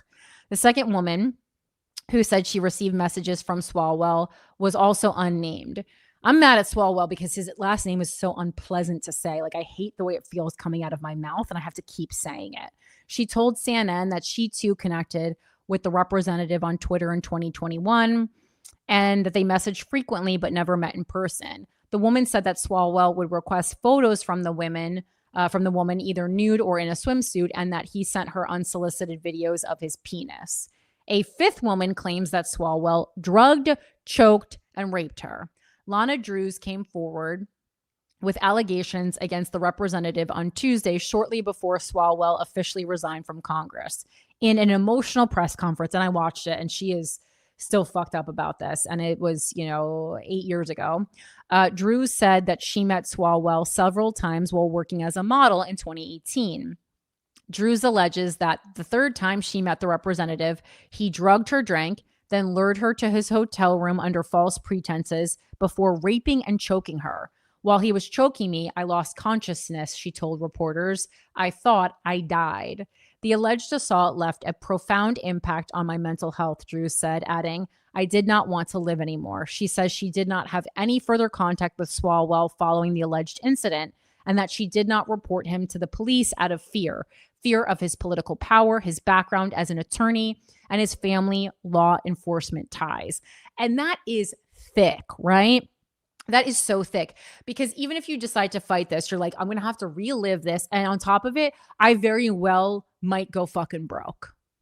Swalwell denies any wrongdoing, which is just so crazy. The Democratic lawmaker has emphatically denied the allegations that have come out so far. Quote, for nearly 20 years, I have served the public as a prosecutor and a congressman and have always protected women. I will defend myself with the facts and where necessary, bring legal action, he told CNN on Friday. My focus in the coming days is to be with my wife and children and defend our decades of service against these lies. Whew, can't wait till she files for divorce. On Tuesday, after Drews came forward, Swalwell's lawyer wrote in a statement on X that he categorically and unequivocally denies each and every allegation of sexual misconduct and assault that has been leveled against him, dismissing the women's claims as a calculated and transparent political hit job designed to destroy the reputation of a man who has spent 20 years in public service. It can be both, though. It can be a calculated hit job, but the stuff can be true. It could be true, you know? And that's kind of, that's my theory. I believe all of these women. And I also think that, as all these women individually said, they didn't have the power to come out alone. It would have ruined their careers. So when the opportunity for all of them to come out together was laid on the table, my guess probably by someone else who was, running for governor, one of their campaigns, and said, we'll support you. We got press on your side. If you will do this, now is the time. Yeah, I think both of these things can be true. And I think we would be naive to be like, oh no, this just like happened. Like, obviously it's a specific time. That doesn't make these things untrue though. And that is, I think, the point that, or the piece that so many people online, especially men, always jump to is like, why now? It's like, why now? Because now is the time when the other women have also, told their stories, and there will be support from political establishment so that it doesn't ruin these women's careers. And it very well might still ruin their careers because, as I talked about before, people just kind of, I think most people's approach to things is like, why not just pick someone who's never accused someone of sexual assault? And I don't think it's really that much more complex than that, unfortunately. The representative's legal team also reportedly sent cease and desist letters to two of his accusers, including the woman who met up with him in 2025 ahead of the news report's publications. The letter, according to Notice, argued that the friendly text messages they exchanged after the incident raised doubt about her allegations. And again, it talks about experts here, but any of you guys, especially my GWF listeners, know that there are often friendly exchanges between a victim and a predator after the incident. That is so common. And the cut goes on to say, experts say a victim staying in touch with their alleged abuser is common and doesn't undermine their accounts. Authorities in New York and LA are investigating some of the claims. Swalwell suspended his gubernatorial campaign on Sunday as he hemorrhaged support amid the explosive allegations. And after the House Ethics Committee announced an investigation into Swalwell on Monday, he said he'd stepped down from his congressional seat too. I am aware of efforts to bring an immediate expulsion vote against me and other members, Swalwell said in a statement announcing his resignation. Expelling anyone in Congress without due process within days of an allegation being made is wrong. But it's also wrong for my constituents to have me distracted from my duties. Therefore, I plan to resign my seat in Congress. Yeah, do whatever you can to make it look like you're the hero, Eric. Still, the fallout from the accusations is likely far from over. He also wanted to resign from Congress, let's not get it twisted, so that they weren't going to do extra investigating into him. Because then he was no longer, an active member. The Manhattan District Attorney's Office said on Sunday that it is opening an investigation into the claim that Swalwell sexually assaulted one of his unnamed accusers in a New York hotel room 2 years ago. Separately, Drews planned to file a report with the Los Angeles County Sheriff's Office, her attorney said on Tuesday, shortly after the department announced that its Special Victims Bureau had opened an investigation into Drews's allegations. On Tuesday, Swalwell officially resigned, and California Governor Gavin Newsom announced that a special election to fill his seat will be held on August 18th. Does not give people a lot of time. But man, if you're a survivor who has been looking to run for office, this is a, again, when opportunity knocks. Swalwell has vowed to fight the serious false allegations against him, though what that looks like remains unclear. So fucking crazy story. Again, every day seemingly getting worse. Let's see. Yeah, and then Slate, like I said, did a whole article about the dick pic. It said, consider the dick pic. Why can't the nation's most politically ambitious men stop sending unsolicited photos of their junk? And I mean, yeah, it goes over a lot of the same things. And she points out, the writer Jill Filipovic says, obviously the dick pics are the secondary story here. The sexual assault allegations are the most serious ones, and they deserve and are getting most of the focus in news reports. I hope they're fully investigated by Congress and the relevant law enforcement agencies. But the dick pics tell their own story. The brazenness, the lack of dignity, the fact that Swalwell must have had some storyline in his head where he sent nude images to women who were not his wife and somehow never got caught. Swalwell is not the first politician to have a dick pic deflate his career. Anthony Weiner was famously felled for his dick pic dysfunction after he accidentally tweeted a picture of his erect underwear-covered penis to a female follower. He claimed he was hacked. Who could even say if the dick in the pic was his? After more pictures emerged, he apologized, left Congress, cooled off for 2 years, decided to return to politics in a run for New York City mayor, and then continued to send dick pics under the pseudonym Carlos Danger. One recipient was Sidney Leathers, not a pseudonym. He got caught again, apologized again, lost the race, left the public eye again, and continued to send dick pics, including one with his toddler son in the bed next to him. He eventually went to prison for the lewd messages he sent to a 15-year-old girl. His wife left him and married a Soros, and he is now a registered sex offender. None of this stopped him from running for a 2025 city council seat in New York. That the dick pic obsessed and apparently inexhaustible Weiner lost the election to a man named Harvey Epstein is enough of a linguistic coincidence to make this atheist consider the existence of God, or at least the concept of nominative determinism.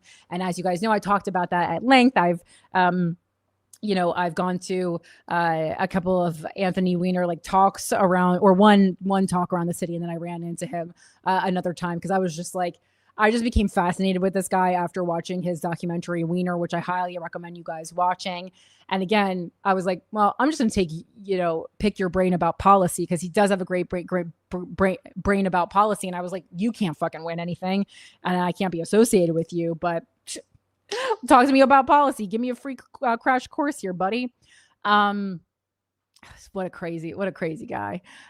Humiliation by dick pic is now such a cultural trope. It's made its way into episodes of Homeland, Law and Order SVU, and Succession. Perhaps Swalwell thought he was just a left-wing Roman Roy looking for a Jerry to receive his photos and tell him what a slime puppy he is. Perhaps he forgot the culmination of that particular storyline, which was Roman accidentally texting a photo of his penis to his father. To be clear, dick pics are the least of Swalwell's problems, and the accusations against him are not the stuff of late night TV jokes, but serious crimes, and of the exploitation of his power and position, not to mention shocking disregard for his wife and children. But there is something about the psychology behind the dick pic that makes Swalwell seem all the more deranged. Women are not exactly famously enthralled by unsolicited photos of men's junk. Men have to know that the typical response to getting such an image is not, wow, thank you, so sexy, I love it, but oh my God, ew. The impulse to send them seems to stem not from a desire to seduce, but to subordinate. Less mating dance than dominance ritual, a way to push a woman's boundaries and see what she will tolerate. 100%. Feminists have long observed that rape is less about uncontrollable sexual urges than it is about a desire to control, humiliate, and subjugate women. There is, of course, a sexual element to it too, insofar as it is a crime that uses sex as a tool of violence, and the men who commit it often, although far from always, derive sexual pleasure from it. But rape does not happen because a man simply got so turned on that he could not control himself. Dick pics, it should go without saying, are in a different universe than rape. But a man who sends unsolicited images of his genitalia to women who have given no indication they desire such missives is also not a man who is simply too horny or simply too forward when it comes to courtship. When the man sending the photos is politically ambitious, well-known, and married, it signals something in addition to an impulse to demonstrate to women that you have the upper hand.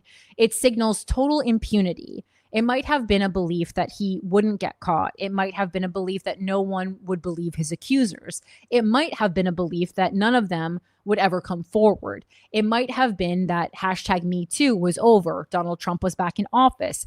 And the brief moment when you couldn't use your power to harass and abuse women seemed to have passed. Whatever was behind it, Swalwell seems to have believed he was above the consequences that have befallen so many a sexually incontinent man. Or perhaps he was subconsciously looking for a way to blow up his own carefully constructed life. I am far from the first to observe that men like Anthony Weiner and the fictional Roman Roy seem to have both compulsive needs for public approval and humiliation fetishes. Whether that's Swalwell's story too is less clear. Weiner and Swalwell have repeatedly sought higher office. Both of their lives were driven by naked ambition, and both sent sexual photos to strangers and near strangers for what? Maybe it was an extension of that apparently insatiable desire for admiration. For some men, perhaps, votes and endorsements and political influence aren't enough. They need random women to approve of literally all of them. Maybe it was an extension of the same desire for power that makes a man run for governor of the world's fourth largest economy and for president of the United States. Maybe it was the underbelly of all of the bravado and power seeking, some desire to counter all the validation with the humiliation of knowing that deep down, he's just a revolting little worm. And again, if you saw the video, he definitely is a revolting little worm. Whatever the bizarre and complex psychology of the dick pic, the judgment question remains. What was he thinking? My guess is Swalwell would say he simply wasn't. But that's too easy of a cop-out. Men who don't think about their actions don't nearly become governor of California. They just think that whatever their actions, and particularly whatever their actions toward women, there won't be consequences. Again, I just thought that was a really interesting take about, again, as she talks about numerous times, not the most important part of the case, but kind of an under-discussed part of the case in the dick pic. It's kind of like a joke, but I think she really taps into something. The author, again, is Jill Filipovic for Slate. She really taps into something deeper there. And I just really loved it. And I thought you guys specifically would appreciate that. Let's see, what else are we going for? Let me just check the time here. An hour and a half. Okay. If you want to read into this more, I don't think we need to go into it anymore. I think you guys have an understanding of what's going on. This is certainly not, unfortunately, a unique, circumstances here. But Washington Post also did an article called How Eric Swalwell Rose to the Top of Democratic Politics as Rumors Followed Him. Allies such as Representative Nancy Pelosi and Senator Ruben Gallego say they knew nothing about the misconduct allegations, with Gallego saying the congressman led, quote, a double life. And specifically, I'm not saying that they knew that he drugged and raped someone, but I don't think there is any way, with the similarities amongst these stories and the number of stories, that they didn't at least know that there was some chatter that Eric Swalwell is a creep. I do not believe that.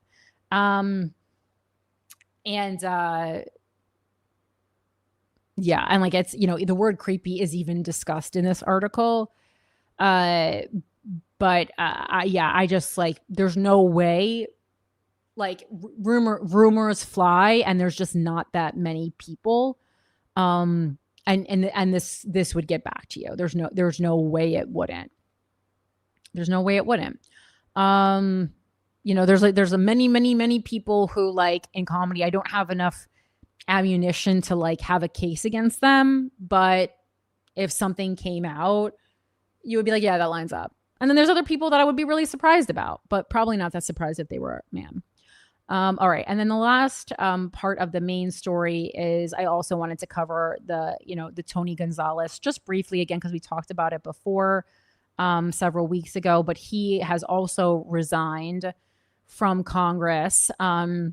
This is from the BBC. Texas lawmaker resigns after admitting affair with aide who died by suicide. This is by Anna Fagai. Texas Congressman Tony Gonzalez resigned from Congress on Tuesday after admitting to an affair with a staff member who later died by self-immolation. And again, because it was self-immolation, hopefully that will jog your memory about us talking about this on the show. And to avoid being expelled, they submitted, meaning Eric Swalwell and Tony Gonzalez, they submitted their resignations effective on Tuesday. The move allows them to retain pension benefits after their departure. Gonzalez had said last month that he would not run for re-election in November, but faced pressure to leave sooner as more details emerged about his alleged wrongdoing, and he faced a congressional ethics investigation. After initially denying any misconduct, the married father of 6 confirmed that he had a relationship with married staff member Regina Santos Aviles. Gonzalez had previously dismissed the allegations as blackmail and a coordinated attack to unseat him. Santos Aviles died in September 2025 after setting herself on fire near her home in Uvalde, Texas. The medical examiner ruled her death a suicide. After Gonzalez admitted to the affair last month, Congress took a 2-week break. Lawmakers returned this week and swiftly began taking action against colleagues accused of wrongdoing. On Monday, they opened an ethics inquiry into the allegations against Swalwell, which range from sexual harassment to assault of a former staff member. And Gonzalez submitted his resignation the same day. So that's just kind of closing the book on that. Obviously not going to bring the woman who killed herself back to life. But again, even though it's like this is a much more fucked up situation, I do stand firm that like unless it comes out that he said like, I'm going to fucking kill you if you don't kill yourself, you can't, in my opinion, convince someone else to kill themselves. So that was a choice that she made on her own. I don't think he should be held liable for that, but he certainly should be held liable for something, and certainly is not fit for office. All right. Let's move into Girl. And there's just like, yeah, so much. A lot of these articles, there's like less articles this week, but more really long articles. So that's how I coordinated the show and curated the show this week. So let's get into Girl. This is the Ticketmaster story that just came out, the lawsuit, that we're technically probably all a part of. This is from NPR by Isabella Gomez Sarmiento. Jury finds that Live Nation acted as a monopoly and overcharged ticket buyers. On Wednesday, today, a federal jury in Manhattan found that Live Nation and its subsidiary, Ticketmaster, operated as a monopoly that harmed consumers and overcharged ticket buyers. The decision came after 4 days of deliberations. The decision is a victory for 33 states and the District of Columbia, which accused Live Nation of unfairly controlling too many aspects of the live entertainment industry at the expense of venues, artists, and fans after the company settled an earlier antitrust suit with the U.S. Department of Justice. And I mean, ticket prices in the past like 5 or so years have gotten so fucking out of hand. Sorry, I'm doing a real dad move right now and like just fully drinking out of the main container. The verdict has the potential to reshape the live music industry in the United States. New York was among the states that participated in the lawsuit. Following the verdict, New York Attorney General Letitia James issued a statement. For far too long, Live Nation and Ticketmaster have taken advantage of fans and artists by raising prices for tickets and stifling any competition that threatened their power, the statement reads. A jury found what we have long known to be true. Live Nation and Ticketmaster are breaking the law and costing consumers millions of dollars in the process. In a statement issued after the verdict on Wednesday, Live Nation pointed to several outstanding motions still left for a judge to decide, including the potential dismissal of expert testimony cited by the jury in its verdict. The jury's verdict is not the last word on this matter. Pending motions will determine whether the liability and damages ruling stand. The statement reads, of course, Live Nation can and will appeal any favorable rulings on these motions. Live Nation has not responded to NPR's request for comment on the verdict.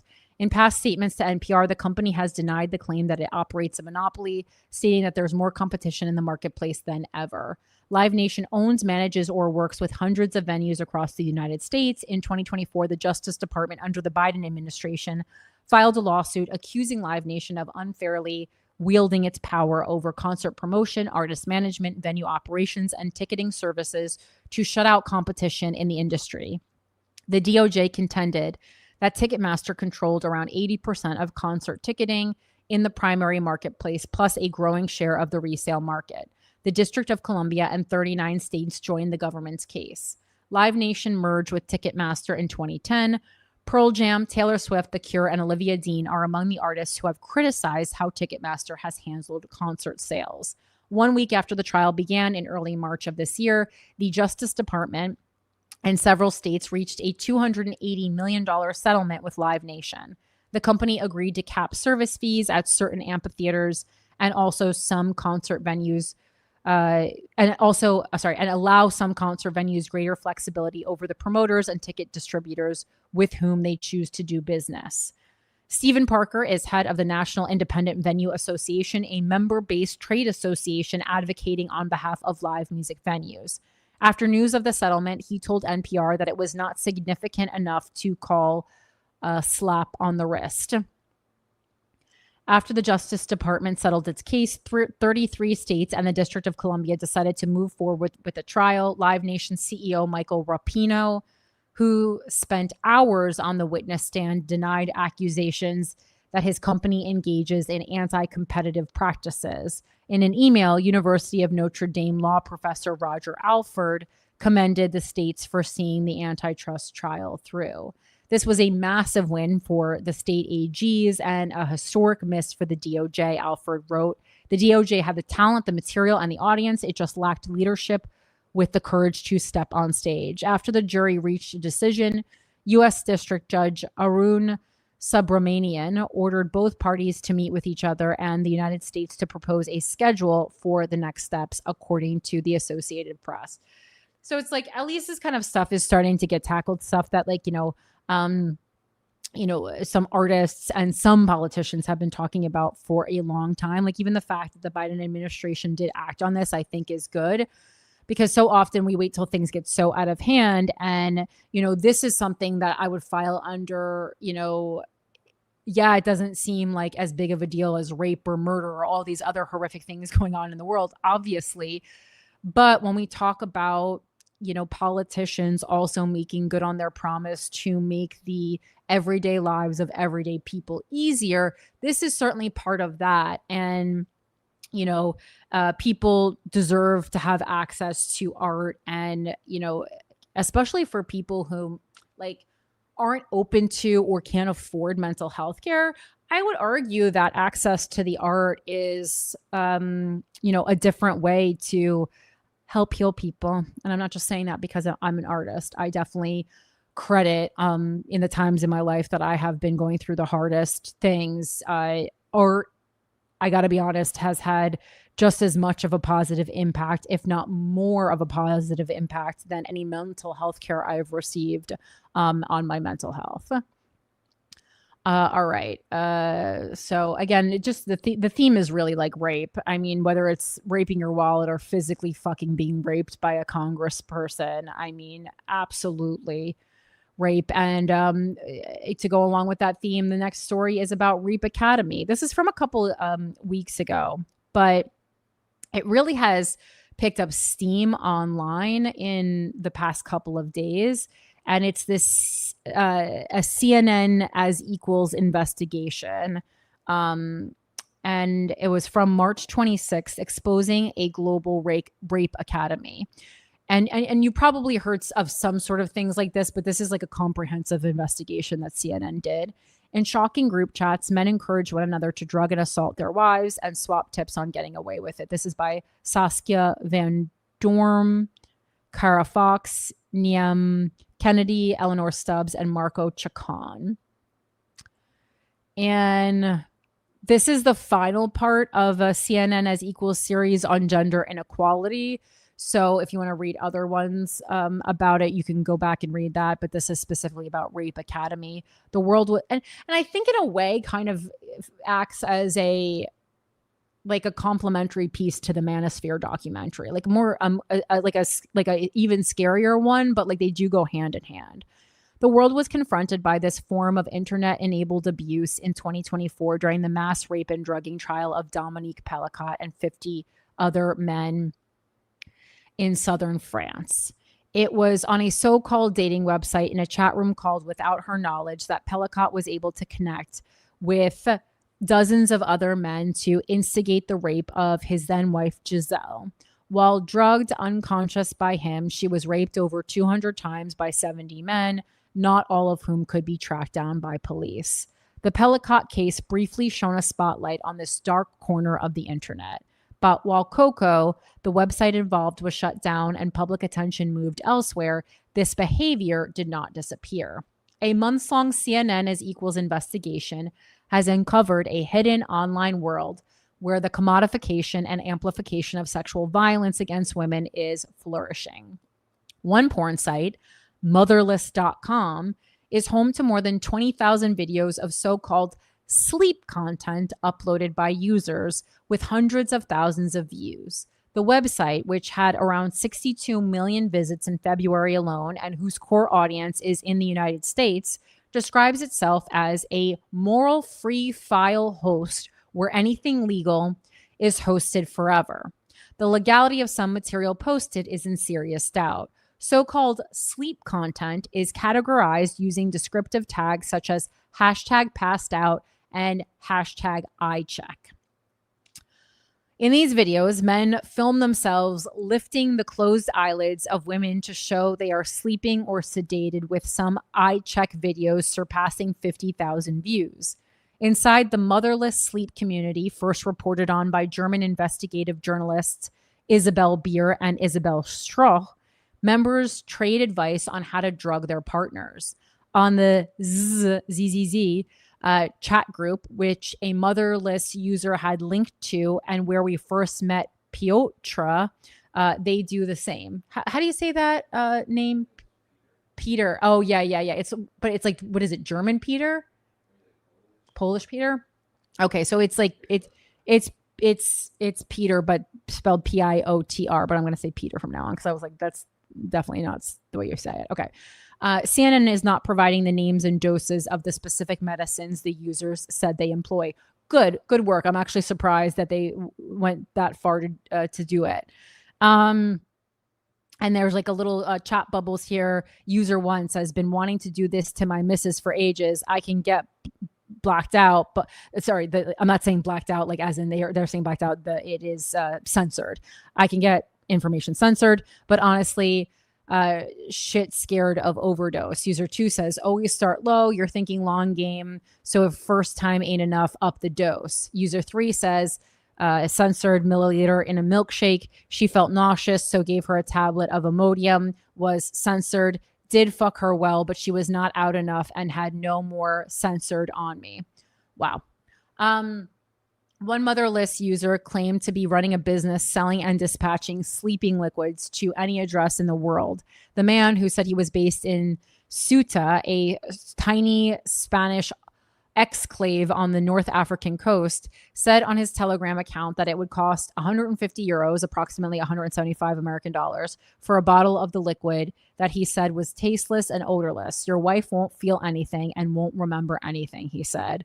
While the platforms vary, inside such groups, video is king. Some users advertise live streams showing the abuse of drugged women in real time for $20 per viewer, with cryptocurrency the preferred means of payment.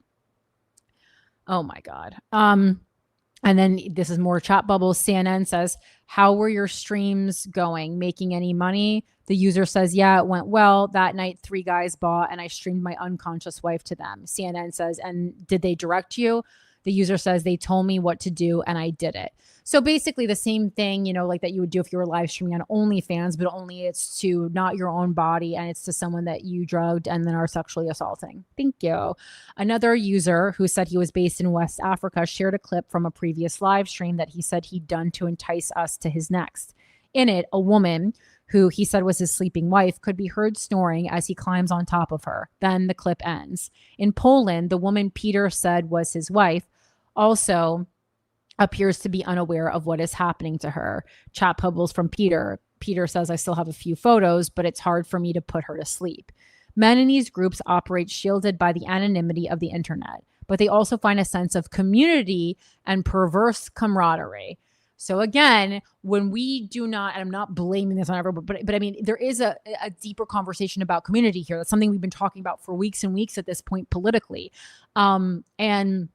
It's like when men don't have positive community, it's not that they go without community. They do find community and they find it in the worst corners of the internet is what we are finding out, right? So they find it in MAGA. They find it in Rape Academy. They find it in the manosphere. They find it. If a positive community is not provided, people will find it and it won't be good. As they normalize abuse. For months, Peter spoke openly with us and even shared what he said was his address. Chat bubbles again. Peter says 2 sleeping tablets should be enough, plus some drinks. Even 1 is enough if there's alcohol. CNN says, does your wife suspect anything? Peter says, for now, I'm hiding everything well, but I have to be careful. But when it came to meeting face to face, he resisted. We wanted to confirm he was who he said he was, so we traveled to his hometown in Poland. CNN found Peter and his wife at a local restaurant. Uncertain how he might react and unwilling to put her in danger, we chose not to confront him, instead reaching out to police about our findings. Peter is just one actor in a vast global network, his wife likely among many unaware victims. But some survivors know. When Zoe Watts learned that her husband of 16 years had been crushing her son's sleeping medicine into her tea and raping her while she was passed out, it shattered her world. We worry about who's coming behind us, walking down the street, or who's even befriending us on Facebook. We worry about going to our car late at night in a car park, but we don't worry about who you lie next to. I didn't realize I had to, Watts said. And, I am so sorry this happened to her, but your first mistake is trusting, I guess, the man who lives with you. Her then husband's confession came on an otherwise ordinary Sunday in 2018 after the couple, who share 4 children, had returned from church. He reeled off a list of his wrongdoings as if it was, a shopping list, Watts said, speaking to CNN at her house in Devon, England. He told her the abuse had been going on for years. He just sort of said, I've been using our son's sleeping medication to put in your last cup of tea at night, to tie you down, take photographs, and rape you. The admission left Watts questioning all of their intimate moments. At the end of a very busy day, I was just grateful I had a cup of tea before I went to bed because I was so tired and didn't have to make it, she said, adding, you don't expect anything other than innocence to come from your partner. That is so crazy. So basically, if you want to put that through the filter of a woman's brain, this woman, she's working hard. She's doing absolutely everything herself. And the one thing that she didn't have to do that her husband routinely did for her was make her a cup of tea at the end of the night. But he was drugging her and raping her with that tea. Okay. And if you guys want to fully read, more of these, stories, it looks like you can click through more individual stories, but here we go. Concerned about her children and still grappling with what had happened to her, she initially kept it a secret. The internal struggle eventually took a toll on her health. After a serious panic attack, Watts told her sister, then their mother called the police. While she believes pressing charges was the right decision, at the time it was agonizing. A 4-year legal process saw her children become targets for bullying at school and left her social network all but destroyed. That is so crazy. Watts said one of the many difficult aspects of her ordeal has been confronting people's assumptions about abuse within a marriage, even though she recognizes that they are rooted in misinformation and unconscious bias. I've had people say, yeah, but he's your husband, or, but you weren't awake, so it's not the same thing as being taken down an alleyway, is it? Girl, get new friends. Her ex-husband is serving an 11-year sentence for rape, sexual assault by penetration, and drugging. Watts still struggles to use the word rape to describe what happened to her. It is too painful. There's a shame and guilt that comes with it. That, oh, maybe I should have known, or I can't believe I didn't realize. Why didn't I connect those dots, she said. He was trying to change my reality. That enduring stigma is exactly what Giselle Pellicott has sought to challenge on the international stage, telling the world at her former husband's trial that shame must change sides. In the town of Wigan, northwest England, Amanda Stanhope, who too was raped by her ex-partner, said Giselle's strength inspired her to speak out. She broke the silence and shame. If she can do it, then so can I, Stanhope said. She now posts videos on social media to spread awareness about this type of abuse, encouraging women to trust their instincts. Over a 5-year period, Stanhope said she would often fall asleep without remembering how and would wake up to bruises on her body and in different clothes with a towel under her without any memory as to why. After waking up a few times to her partner violently raping her, Stanhope knew something was wrong and asked him to stop. Instead, Stanhope said she was gaslit.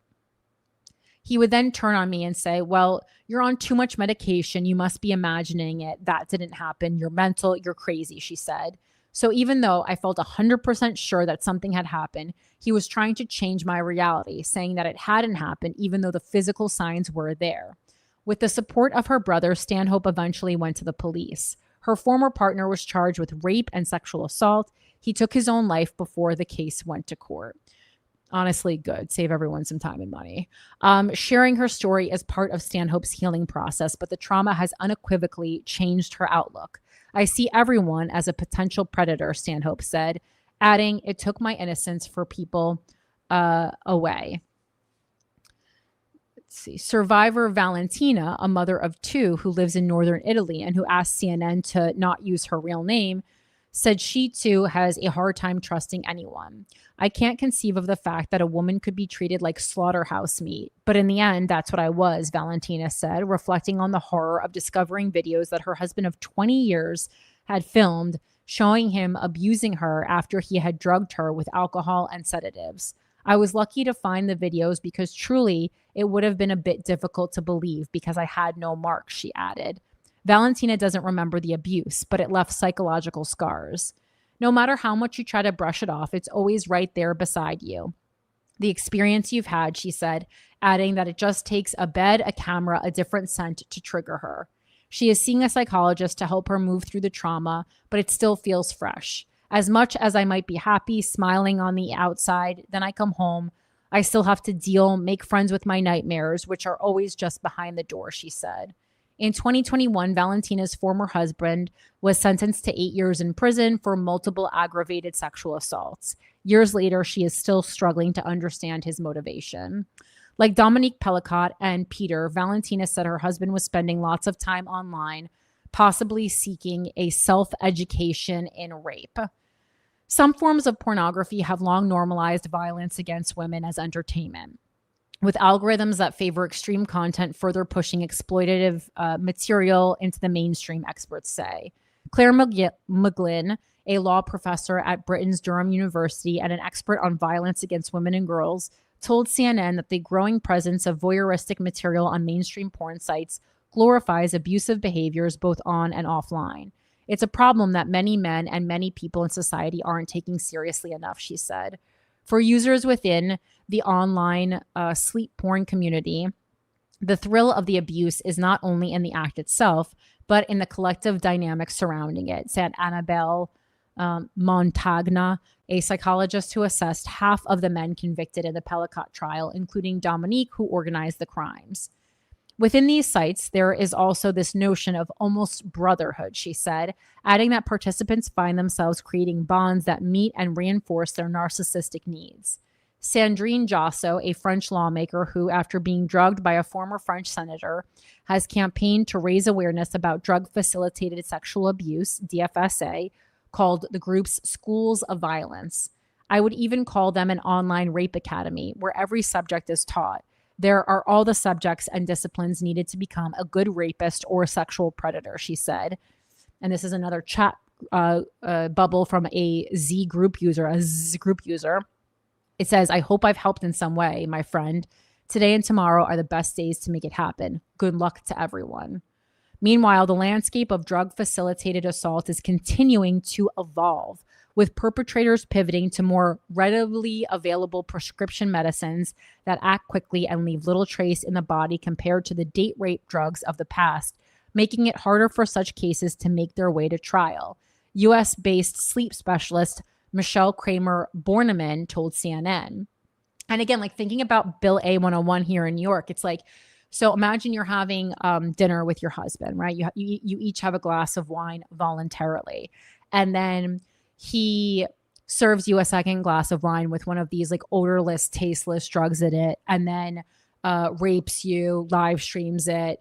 That still could only be, he could only be prosecuted as someone who sexually assaulted you, not raped you. Like, again, how fucking crazy is this world that we live in? It's difficult to know how widespread drug-facilitated sexual assault DFSA is, as reliable data is limited. Across Europe, most criminal justice systems either lack specific monitoring systems for DFSA or do not include it as a separate category in official crime statistics. Again, it's a new kind of rape, so we're going to have to wait for like the legal world to catch up. But it will, just the same as like what am I looking for? Revenge porn had caught up, pretty quickly actually, but it did take a little time to catch up. So if you're one of the first victims, you are fucked, meaning there's no fully comparable Europe-wide data set on such assaults. There is a topic where reliable, specific data is scarce by design. A World Health Organization spokesperson told CNN, adding that there are no accurate estimates of this type of abuse due to how underreported it is. Many go unreported because victims feel embarrassment, guilt, or perceived responsibility, or because they have limited memory of the assault, the spokesperson said. Low reporting is further compounded by a lack of training for both hospital staff and police in recognizing victims of DFSA, experts say. In England and Wales, the jurisdiction in which survivors Watts and Stanhope live, 43% of recorded sexual assaults involved a partner or ex-partner, according to March 2025 data, marking a minor decrease from 45% 5 years ago. The proportion of victims recorded as having been assaulted while unconscious or asleep has risen to 23% from 21% over the last decade. Conviction rates for sexual offenses across Europe, as in the US, remain low. This comes as no surprise to Stanhope. She says she was shocked by the initial police response to a video that showed her former partner sexually assaulting her while she was unconscious. This is a quote from her. She says, I thought there's no evidence. And the police said to me, well, we can't use that. That isn't clear evidence because it looks like you're pretending to be asleep. All right. Yet some kind of kink. You fucking idiots. Police eventually charged Stanhope's former partner, but her experience underscores why victims of domestic abuse often do not report these crimes. In the Pellicott trial, a defense used by several of Giselle's rapists was that they believed it was part of a consensual sex game. Watts told CNN that her former partner presented a similar explanation. If you fucking assholes keep lying, kink is going to be illegal soon because you fucking rapists keep ruining it for everybody. He said he thought I wanted me to find myself waking up with him having sex with me, like I'd asked for it, she said. McGlynn, the law professor, told CNN that while the law, at least in the UK, is generally well equipped to cover the range of criminal offenses committed by men who drug and rape their partners, the global online phenomenon persists because of reluctance from the government to go after what she sees as the heart of the problem, the online platforms themselves. During the course of CNN's investigation, the Z group was taken off the messaging platform Telegram. Telegram didn't respond directly to CNN's questions about the Z group, but in a statement to CNN following the publication of this report, it said that content that encourages sexual violence is explicitly forbidden by its terms of service and is removed whenever discovered. Moderators empowered with custom AI tools proactively monitor public parts of the app. And this is another thing where it's like, most likely women are just never going to be in these spaces. We're not going to find it. We don't creep in the same spaces online. Like, half the things, like, women don't even know about a lot of these influencers. And again, like, I know about a good deal of them because of being a stand-up comedian, but like, I don't know, like, I never came across a rape academy. So it is up to men who discover these spaces to fucking say something about it. All right. Moderators empowered with custom AI tools proactively monitor public parts of the app and accept reports in order to ban accounts breaching our terms of service and remove millions of pieces of harmful content each day, including content that calls for sexual violence. And while the website used by the rapist in the Pellicott case, Coco, was taken offline, other sites are springing up. The Coco founder was charged with operating a platform that allegedly enabled a wide range of serious crimes, including sexual exploitation, drug trafficking, and financial crimes. He has denied the accusations and is awaiting trial. Last year, the UK communications service regulator Ofcom investigated Motherless.com, not for the site's content, but for its parent company, the Luxembourg-registered Kick Online Entertainment, SA, allegedly failing to complete a suitable and sufficient illegal content risk assessment. The investigation was closed after the company provided the necessary paperwork, the regulator said. Ofcom opened a subsequent investigation into whether Kick Online Entertainment SA had put age checks in place to protect children from pornography, and in February 2026 fined the company. Motherless did not respond to CNN's request for comment. Ofcom told CNN its job was not to tell platforms which specific content to take down, and that the responsibility is on platforms to decide whether content is illegal.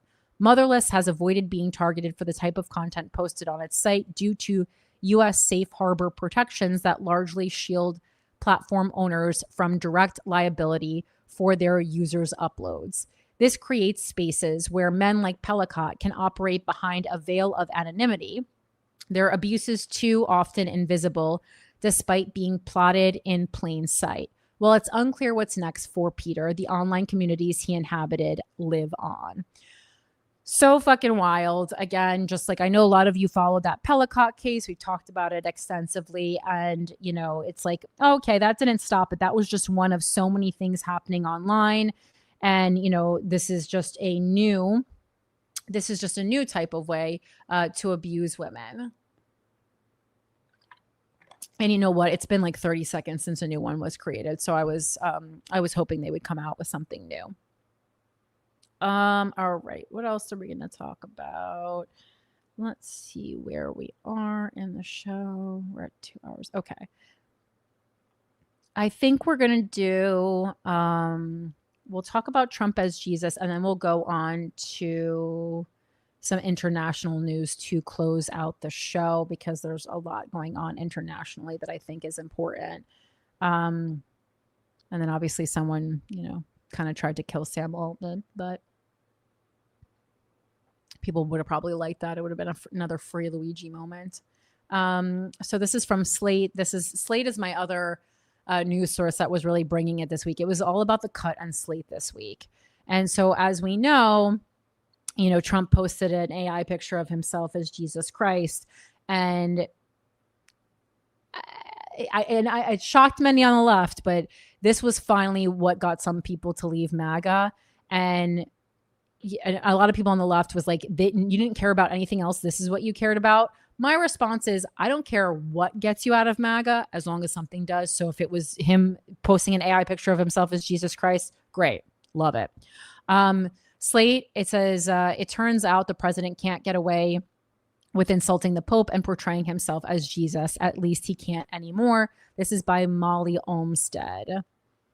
There's a typical pattern when Donald Trump does something outrageous. His critics get angry, his defenders are belligerently inflexible, and everyone walks away mad except for Trump, who breezes through to the next news cycle. But this weekend, when Trump went on a posting spree about the Pope and Jesus, Trump's defenders went off script.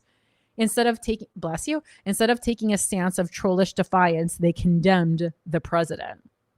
The two posts published Sunday night on Truth Social hit different nerves. The first, a wall of text, responded to Pope Leo's criticism of the war in Iran by blasting Leo as weak on crime. In the post, Trump told the Pope to, quote, get his act together and suggested that Leo should be grateful to him because if Trump wasn't in the White House, Leo wouldn't be in the Vatican. The second post, which he published an hour later, was an AI-generated illustration of Trump as a Christ figure in robes healing a man on his sickbed while surrounded by troops, medical professionals, fighter jets, bald eagles, and praying Americans in a state of awe. I would love to see what the AI prompt was for that. Almost immediately, a number of conservatives on social media expressed shock. And again, like, shock? I can understand you express anger, but shock? You were shocked? Some, including conservative Catholic bishops, bemoaned the assault against a major religious leader. But it wasn't just Catholics who were affronted. Sneeko, a Muslim and far-right streamer with more than 1 million followers, for example, called for people to condemn this evil and expressed solidarity with the Pope and the beautiful religion of Catholicism. I just can't reinforce enough, guys. Sneeko is so stupid. He's just so dumb. Please, if you know anyone who knows Sneeko, just know that he's dumb and they're dumb. And again, this is not my approach to most things, but Sneeko is not a politician. He's not an elected official.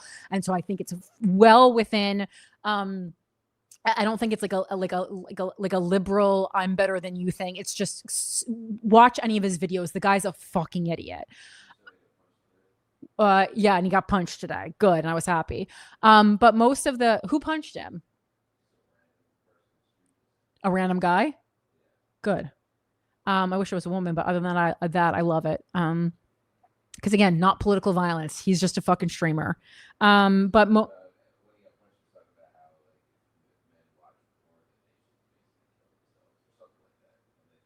oh, apparently, sorry. The producer doesn't have their own mic today, but AJ is saying that while he got punched, he was saying something about how if men watch porn, they should kill themselves. Is that accurate? What you just said? Something like that. But most of the outrage from Trump's most faithful fans was directed at the AI trumped Christ image, which several people described as blasphemy. One prominent Christian nationalist, musing on the illustration, speculated that Trump was demon possessed. Another wondered aloud whether Trump was showing signs of the Antichrist spirit.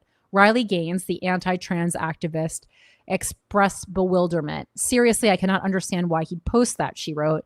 God shall not be mocked. Trump appears largely unchastened by the backlash as his Tuesday late night posting spree included yet another swipe at the Pope, albeit a more tepid one than his earlier missives. Even a few months ago, Trump's post would likely have been defended, at least publicly, by his hardcore supporters.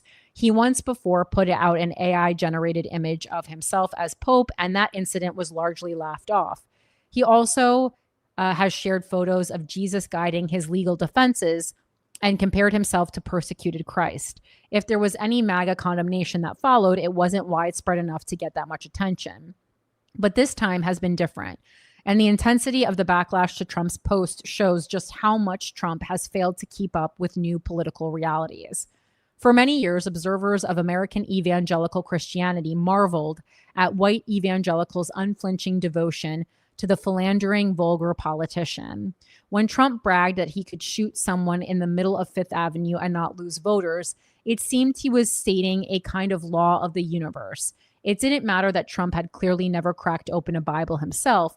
Evangelical leaders described him as God's weapon, specially chosen to do his will on earth. And we've talked about this like a while ago, but there is this belief that sometimes, there's this belief among Christian nationalists, not me, but that sometimes God delivers his messenger in like an unlikely package. It's like unlikely animal friendships, but for people God sends, I guess.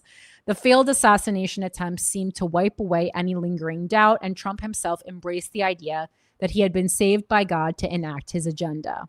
A large portion of white Catholics immersed in the same political culture as evangelicals bought into similar arguments, even if they weren't so taken with the more spectacular language about prophecy and divine purpose.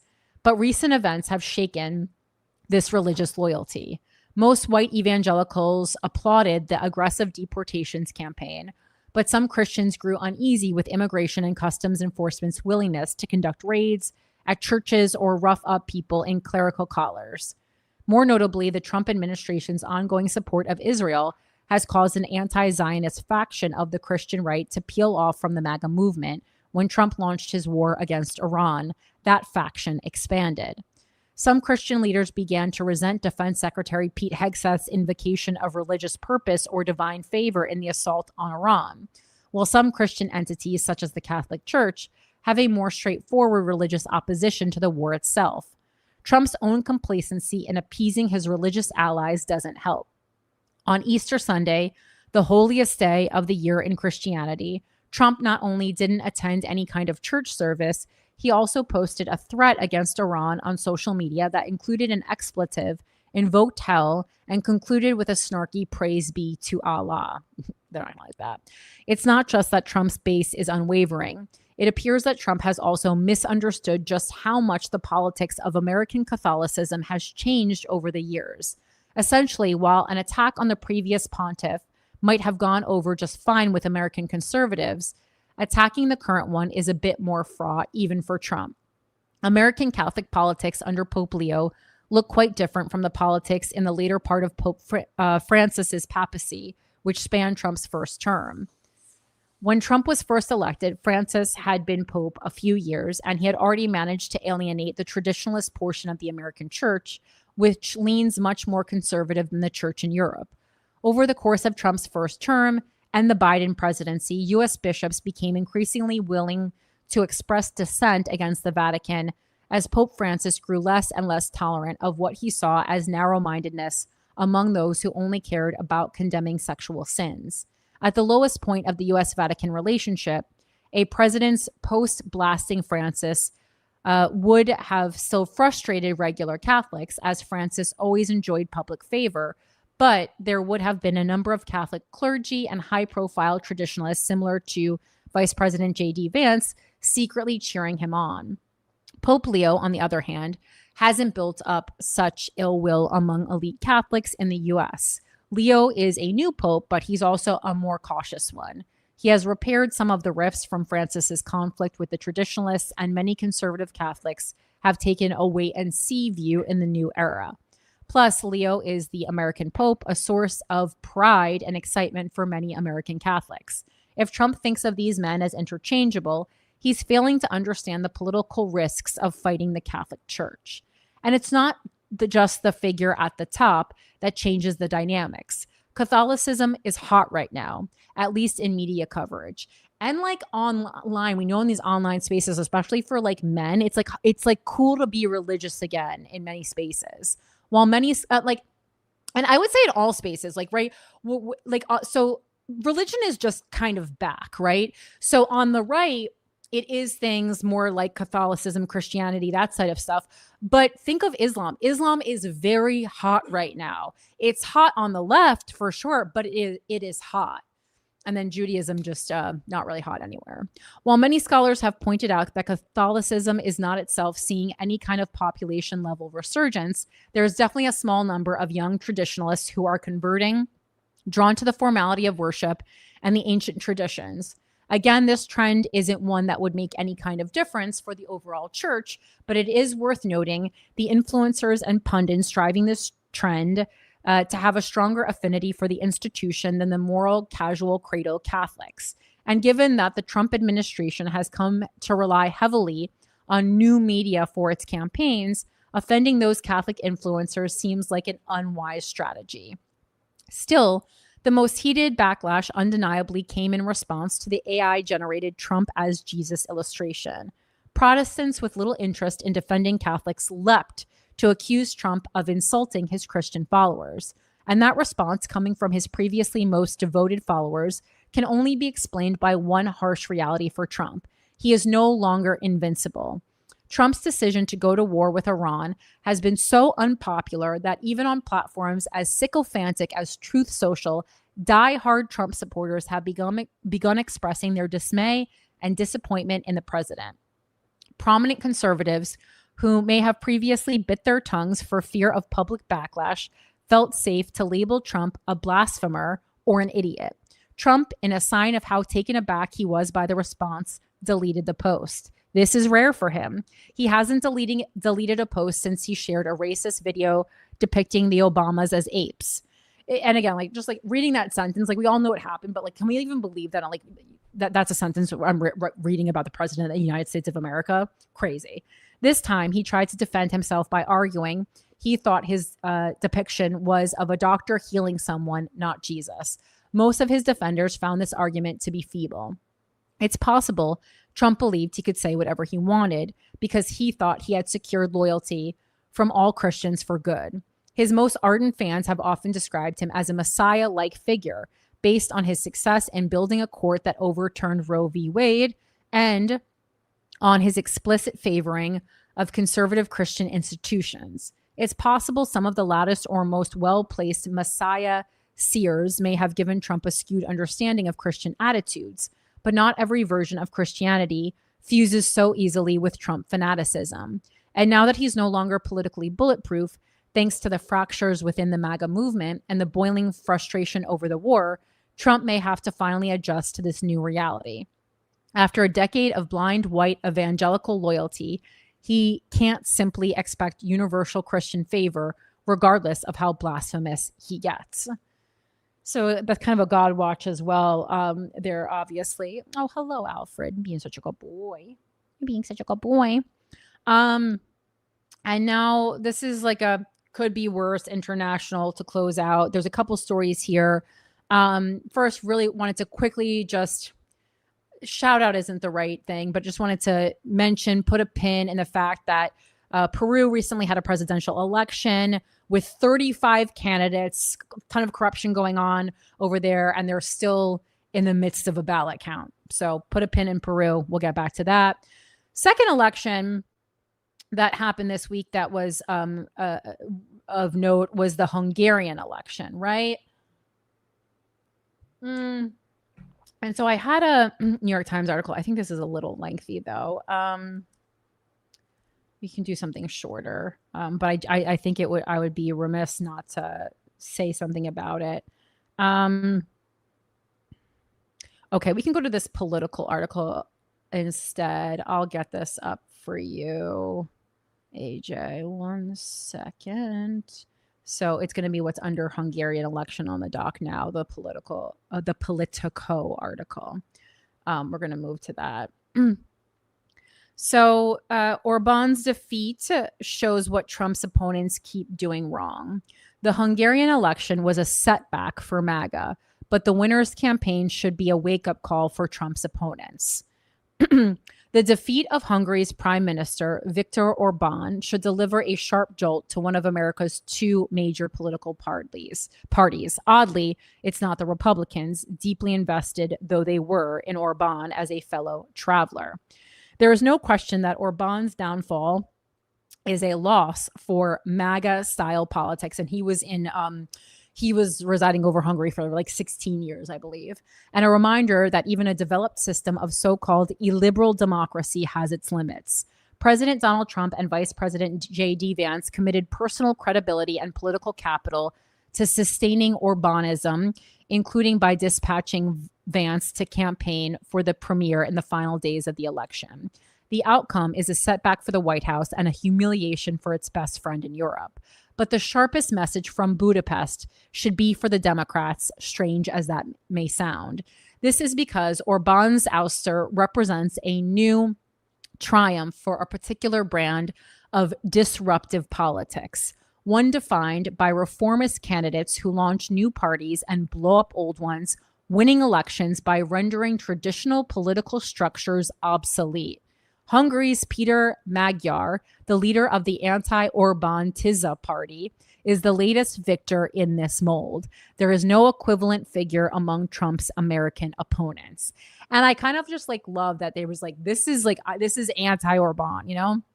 This is not just the electoral flavor of the moment in Hungary, an ex-communist country with a population roughly the size of New Jersey's, hardly a bellwether for the American electorate. Instead, Magyar joins an eclectic club of successful insurgents scattered from Paris and Rome and Ottawa to Buenos Aires and Seoul and Washington. There is no ideological coherence to this group. It includes a technocratic former central banker, a conglomerate-bashing former labor lawyer, a chainsaw-wielding libertarian activist, and a tariff-obsessed hotel developer turned reality TV star. Magyar, 45, was an obscure mid-level official in Orbán's party before turning apostate in a spectacular defection, armed with a damning secret recording of his spouse who served in Orbán's government. What these politicians have in common is a path to power, and it is one that Democrats have resisted for a decade since Trump became the dominant figure in American politics, killing off the traditional Republican Party along the way. Since then, Democrats have largely hewed to the command and control mindset that gave them Hillary Clinton's coronation in 2016, the party's abrupt flight to safety with Joe Biden in 2020, and the anointment of Kamala Harris in 2024 without even the pretense of a contested nomination. At least at the national level, Democrats' political cultural prizes, order and non-confrontation, deference to interest groups and demographic symbolism, reverence for norms over original thinking and big ideas. This has been a bad match for an age of convulsion across the free world. The American party system is heavily armored against disruption. It would be all but impossible to replicate here what Magyar has done in Hungary, or what France's Emmanuel Macron and Argentina's Javier Milei did before him, and turn a fledgling political organization into a personal vehicle and bring it to national power in a flash. We do not have secondary political parties that can surge to prominence in a single campaign, like Giorgia Meloni's Fratelli d'Italia or Rob Jetton's D66 in the Netherlands. Yet, as Trump himself has shown, it is possible to devour a major party from the inside, commandeering an old institution with grassroots support, casting aside its entrenched leaders. I mean, this is the same thing that Zoran Mamdani did with the DSA and the establishment Dems in New York, right? Remaking it in a new image and earning a fresh look from voters who didn't like the old version. Mark Carney has done something similar in Canada with a very different political agenda. So has Lee Jae-myung in South Korea. It takes a special kind of candidate to carry a political project like this, and probably not one likely to win popularity contests with members of a conventional party committee or legislative caucus. Magyar, my colleague Max Guerrero reported, is viewed by his peers as stubborn, imperious, and self-absorbed, and also manifestly the most lethal rival Orbán ever faced. I remember hearing from a senior Canadian lawmaker that Carney was an academic stiff sure to flop in electoral politics, only a few months before he freed the Liberal Party from Justin Trudeau's shadow and led it to an astonishing upset.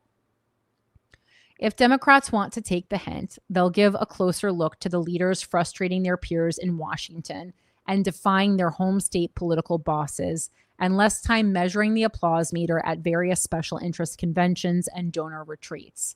Yeah, aka listen to what the masses are saying, not what like the small groups of rich people are saying. And Republicans would be wise to do the same thing. Instead of waiting for an unpopular president in his 80s to name his own heir sometime next year, as the Democrats did under Biden, the strongest successor to Trump from either party would not be a ladder climber awaiting his or her turn, but rather someone ready to claim the role through disruption and combat. And so that's interesting. I mean, I think, people are really on the edge of their seat wanting AOC to do it. I don't know if she feels ready, but I feel like America is ready for her and that she might not always have this opportunity. On the flip side, however, I feel like the Dems did run a woman last time and it didn't go well. And there is such a sexism and like a lot of those examples. It's like, were there even any women in those examples? I'd have to go through it again because I don't know every single name, but I don't think there was a woman in any of those examples. Like kind of the only like interesting or of note or, woman that rose to power that I can think of recently that was like kind of unexpected was in Japan. And again, she was super conservative or is super conservative. All right. And then lastly, I wanted to talk about Lebanon, Israel, wild shit going on. So Democracy Now! Did point out that Lebanon and Israel have hold first direct talks in more than 3 decades. Very short, but this is from today, right? Today's April 15th, right? Yeah. So in Washington, D.C., U.S. Secretary of State Marco Rubio on Tuesday hosted the first direct talks between Israel and Lebanon in more than 3 decades.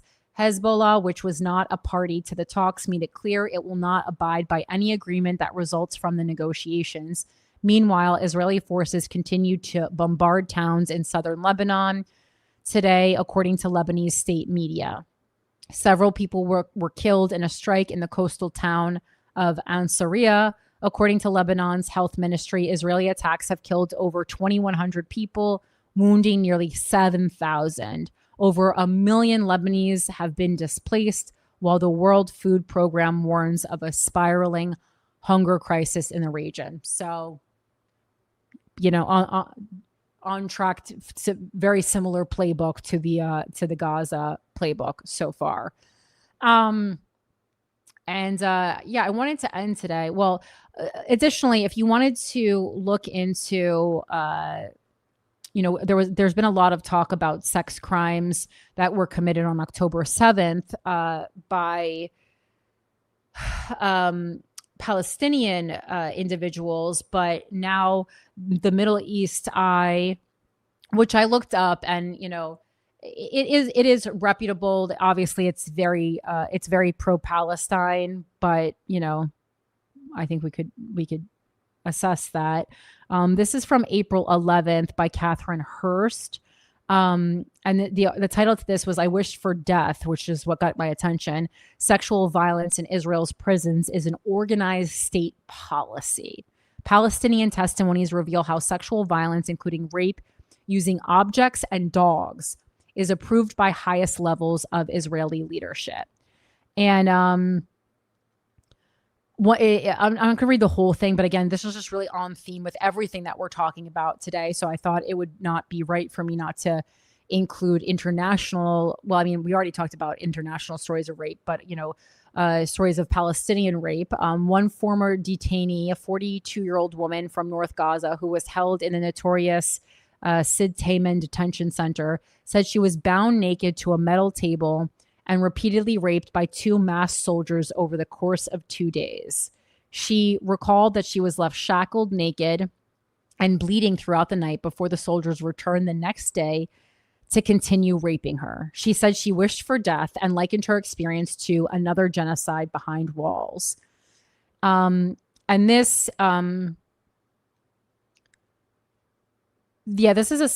is a report apparently seen exclusively by Middle East Eye that is based on testimonies from Palestinian former prisoners gathered by the rights watchdog Euro-Mediterranean Human Rights Monitor. And it reveals how the scope of sexual violence of Palestinian prisoners, including rape using objects and trained military dogs, constitutes an organized state policy aided and abetted by Israeli institutions and leadership. And it's happening to men too. Amir, a 35-year-old Palestinian man, also held at the same Sid Tayman, I don't know how to say that properly, recounted how soldiers forced him to strip naked before their dogs urinated on him and raped him. He described how the dog penetrated my anus in a trained manner while I was being beaten. This continued for several minutes. I felt profoundly humiliated and violated. Khaled Mahajana, an attorney with the Commission of Detainees and Ex-Detainees Affairs, described how a soldier inserted a fire extinguisher nozzle into a Palestinian prisoner's anus and then discharged its contents into his body, resulting in severe internal injuries and intense pain. Yeah, I'm honestly surprised that didn't kill him. That's poison in there. Another former prisoner, 43-year-old Wajdi, recounted being shackled to a metal bed and repeatedly raped by soldiers and a trained dog. I felt severe pain in my anus and screamed, but every time I screamed, I was beaten. This continued for several minutes while soldiers filmed and mocked me. So again, just very interesting how, not great themes, but themes naturally show themselves on this show. And, you know, the filming, the humiliation, very similar to this Rape Academy story that we just went over. Like, this is something that, you know, obviously here it's, you know, being used as a war crime on top of everything. But this has happened, the humiliation, the video aspect of it, the sharing app, it like adds this new layer of horrificness to these crimes. This case is particularly okay, wait, sorry. Oh, okay, sorry. The soldier left after ejaculating inside me. I was left in a humiliating position. I wished for death. I was bleeding. He said he was then untied and raped by the dog. Later, another soldier. So it's, I mean, not that, you know, it's also animal abuse. Later, because, you know, these dogs are trained to do these, I'm sure, by force. Later, another soldier forced his penis into the victim's mouth and urinated on him. Over the following days, the abuse continued with repeated rapes carried out by multiple soldiers. This case is particularly devastating because it reflects an accumulation of almost every form of torture, physical, psychological, and moral, layered with systematic humiliation. It also includes the deliberate use of multiple perpetrators and trained dogs as instruments of sexual violence. The result is not a single act of abuse, but an extended pattern of cruelty designed to destroy dignity, bodily integrity, and any sense of safety. These are acts that defy comprehension. And again, this goes on, but I just thought it was really important to talk about this report. We certainly talked about the Israeli report when it came out. And again, this is from the Middle East Eye. And I wanted to end today's, you know, just, I didn't know how much graphic description of rape you guys wanted for this episode, but I wanted to end on the Free Press article that I teased earlier, which really just caught my eye because you go, oh, wow, even the Free Press is finally talking about Israel being too extremist, which, I mean, I think they're far past that, but here we are. And this is by Haviv Ratig Gur. And just so you know who this is not just anyone. He's an Israeli journalist who serves as the political correspondent and senior analyst for the Times of Israel, which I think adds like weight to him saying this. So again, it's called Israel has an extremism problem. Besides the moral failure, Israel's institutional failure to crack down on violent settlers is damaging its ability to fight for its survival. And again, I mean, I think this is like certainly too little too late from the Free Press, more than too little too late. But I just think that, you know, when tides start to turn, even if ever so slightly, that it's an important thing to point out.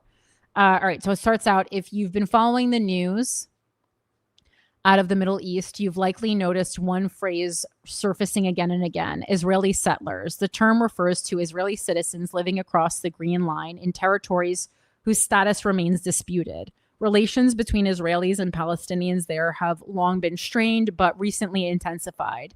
In March alone, 6 Palestinian civilians were killed, alongside hundreds of reported incidents involving beatings, arson, and vandalism. Last week, the Israeli government approved more than 30 new outposts in the West Bank, all of which prompts a series of questions. Who are these settlers? How should we understand their relationship with Palestinians and with the Israeli government? And what will it take to stem the violence? These are the questions Haviv Ratig Gur explores in his essay today. As with so many issues involving Israel, he writes, the reality is more complex than it first appears, but as the country continues to grapple with existential threats beyond its borders, its long-term future depends just as much on its willingness to confront the struggles at home. And that's a note from the editors. When it comes to Israel, the term settler is a word generally applied pejoratively. And again, just it's Free Press, so take everything with a grain of salt. I don't read from them very often these days. In some circles, it is used to describe all Israelis in an attempt to deny the Jews' right to a state. More commonly, It describes a group of people who live in the West Bank who right now are causing Israel a large and growing headache. Israel is also causing itself a large and growing headache. The first thing to understand is that the settler movement is enormous and enormously diverse. Calling it a movement does not quite do it justice. Many settlers live in Jerusalem in neighborhoods that are technically beyond the borders established after the Six-Day War in 1967, but are very much attached to Jerusalem, just part of the urban sprawl and a cheaper place to live than the rest of the city. There are Haredi settlers and secular settlers, moderate religious Zionist settlers, and even left-wing settlers in different parts of the West Bank. Then you have the more ideologically fervent, who not only preach a religiously inflected form of Zionism, but who take the idea to its messianic edge. And on the extremes of that last group, you find how do you say this word? CADR, a cadre? Or I meant to look that up and I didn't. Sorry, let me look up this word 1 second. I always forget how to say this word. So it's just a small group of people who are specifically trained for like a purpose or a profession, but it's cadre. Okay. Let's see. You find a cadre of violent extremists eager to catalyze their version of redemption through violence, usually violence against Palestinians, but surprisingly often also violence against the Israeli state and the IDF soldiers. The problem when the world uses the word settler is that it fails to encompass any of that diversity. The diversity matters not only to win some imagined brownie points in international debates, but to understand the phenomenon and available policy responses. For example, it explains why 3/4 of the Israelis living in Gaza in the run-up to Israel's 2005 withdrawal from the Strip accepted government compensation ahead of time and left their homes peacefully. Only about 1/4 of this population, one of the most ideologically intense among the settlers, actually resisted removal in any meaningful sense. To understand the problems that some settlers are causing Israel, you need to understand who they are and what drives them, their origins, their cheerleaders in government, and how they are working against the interests of the rest of the country. Well, a lot of people are working against the interests of Israel, including a lot of major Jewish groups, giving me a fucking headache, that's for sure. Most settlers live very close to the 1967 borders. The two largest settlements, Modeh Illit and Beitar Illit, are both Haredi cities located just 2,000. You can tell I did not go to Hebrew school. Are both Haredi cities located just 2,000 feet from the Green Line. They alone constitute perhaps 1/4 of all settlers and are among the fastest growing of the settlements. Israeli government statistics in recent years list the median age at around 11 to 12, with family sizes routinely exceeding 10. They're there for cheap housing, not ideology. And in any potential land swaps as part of a two-state solution, these are the areas that will easily and uncontroversially be incorporated into Israel. Then you have the ideological religious Zionist movement that believes the Jews have to return to their homeland as part of the Jewish vision of a redemptive arc to history. And this is what I was talking about much earlier in the show about how, so much of this is so deeply rooted in biblical stories that, the amount of death that has happened because of this death destruction. I can't be a part of a conversation. I don't really care what your religion says. This is so fucking crazy on either side, right?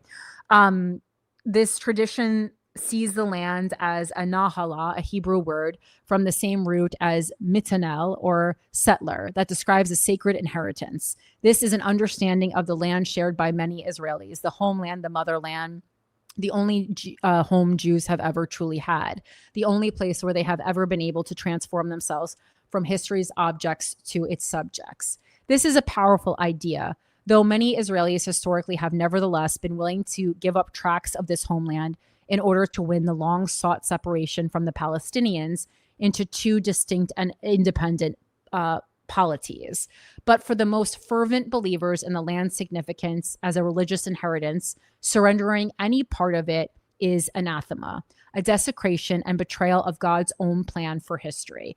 And like, I just think like that is what makes this story of what's going on in Israel and Palestine, like that is what's like what people don't grasp, how like neither side is ever going to like let down. And now we in America have been so involved with Israel, and it's just an absolute bloodbath. And this is going to affect generations and generations and generations of people, and be so much generational trauma for the Palestinian people.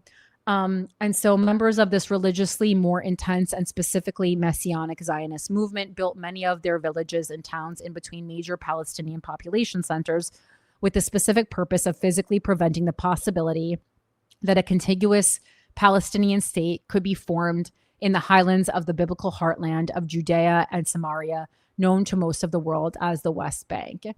And on the edges of that movement, you have the hilltop youth, young people, many of them disaffected and hailing from troubled homes, who find common purpose and camaraderie in the pioneering ethos of these wildcat communities they believe are laying anchors in the ancient historic Jewish heartland. So again, what's another word that we see that's coming up so often? Community, community, community. People need community. So when it is not offered to them in a way that is productive, that is safe, that is good, they will create it no matter what. Frequently living in hilly outposts built in opposition to Israeli law and military orders, they have a romanticized sense of themselves. They yearn to be on the edge of things, on a frontier. Their religion is deeply concerned with a romanticized authenticity. Their sense of history is purposeful. They are advancing the world in tiny but real steps toward redemption, and many of them, most of them, are not violent. Anytime we're on a path to redemption and it's religiously, I'm scared. Just like when a group of people, and I'm not saying like redemption is not like if you are, on your own spiritual journey to redemption, that's fine. But when a group of people is working together towards what they feel is some kind of religious redemption, historically, I feel like it always goes pretty bad. But there is nevertheless a problem among them. Some of them, estimates put the number at several hundred, see their presence on those hilltops as a kind of rebellion against what they perceive as an Israel too liberal, too squeamish, too unwilling to claim its birthright. They are anti-secular, anti-elite, and in some ways anti-modern, the antithesis of modern secular Israelis who live in major cities. This movement has long existed, but was radicalized by the withdrawal from Gaza settlements more than 20 years ago. That withdrawal was a profound trauma for the ideological wing of the settlement movement.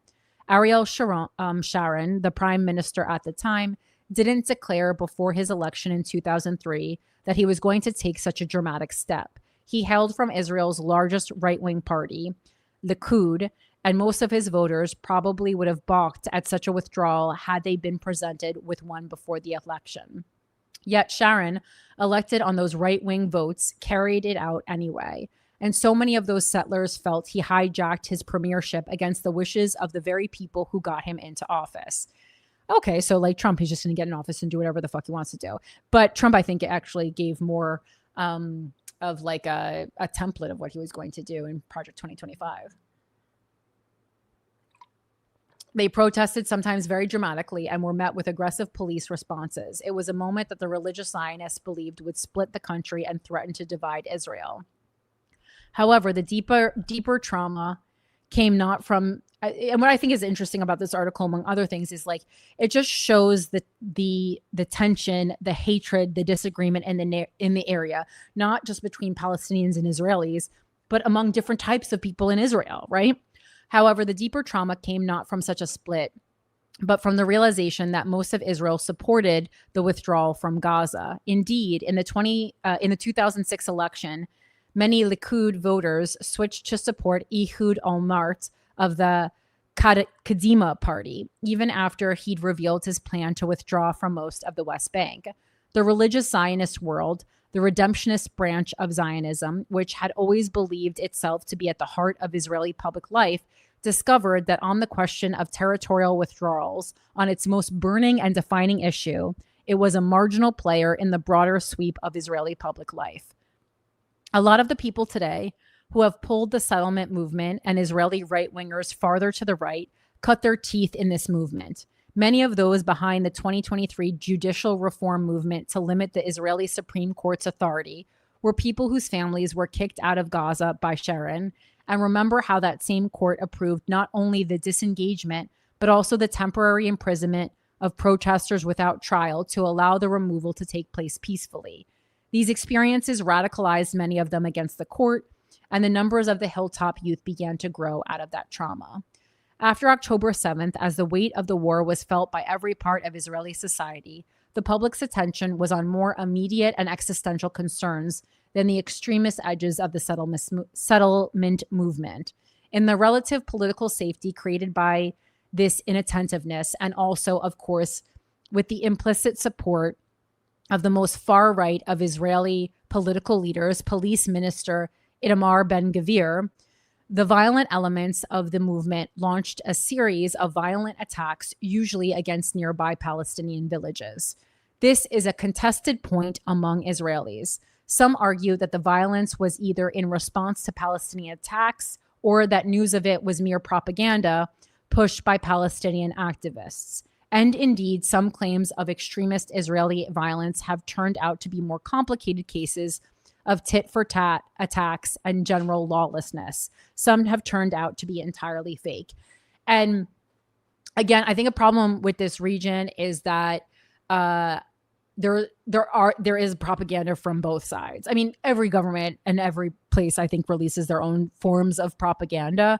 But a lot of times it's like your like Palestine's word of what's happening in Palestine versus Israel's word of what's happening, well, in Palestine or in Israel. Again, not like saying this, like this is fake. It's a genocide. I'm just saying that there definitely, I think, is propaganda that comes out and then forms even more distrust between these two groups of people. Like again, this is a place that I visited at this point. How old am I? A place I visited, 15, I guess, years ago at this point. And there was just such a hatred. There was such a hatred and distrust among both groups then. And obviously it's only gotten so much worse. And, we see why, because it's like, you're saying Israel went in, they displaced 700,000 people. But then they're arguing this is the only place where we can be safe. This is land that was given to us by God.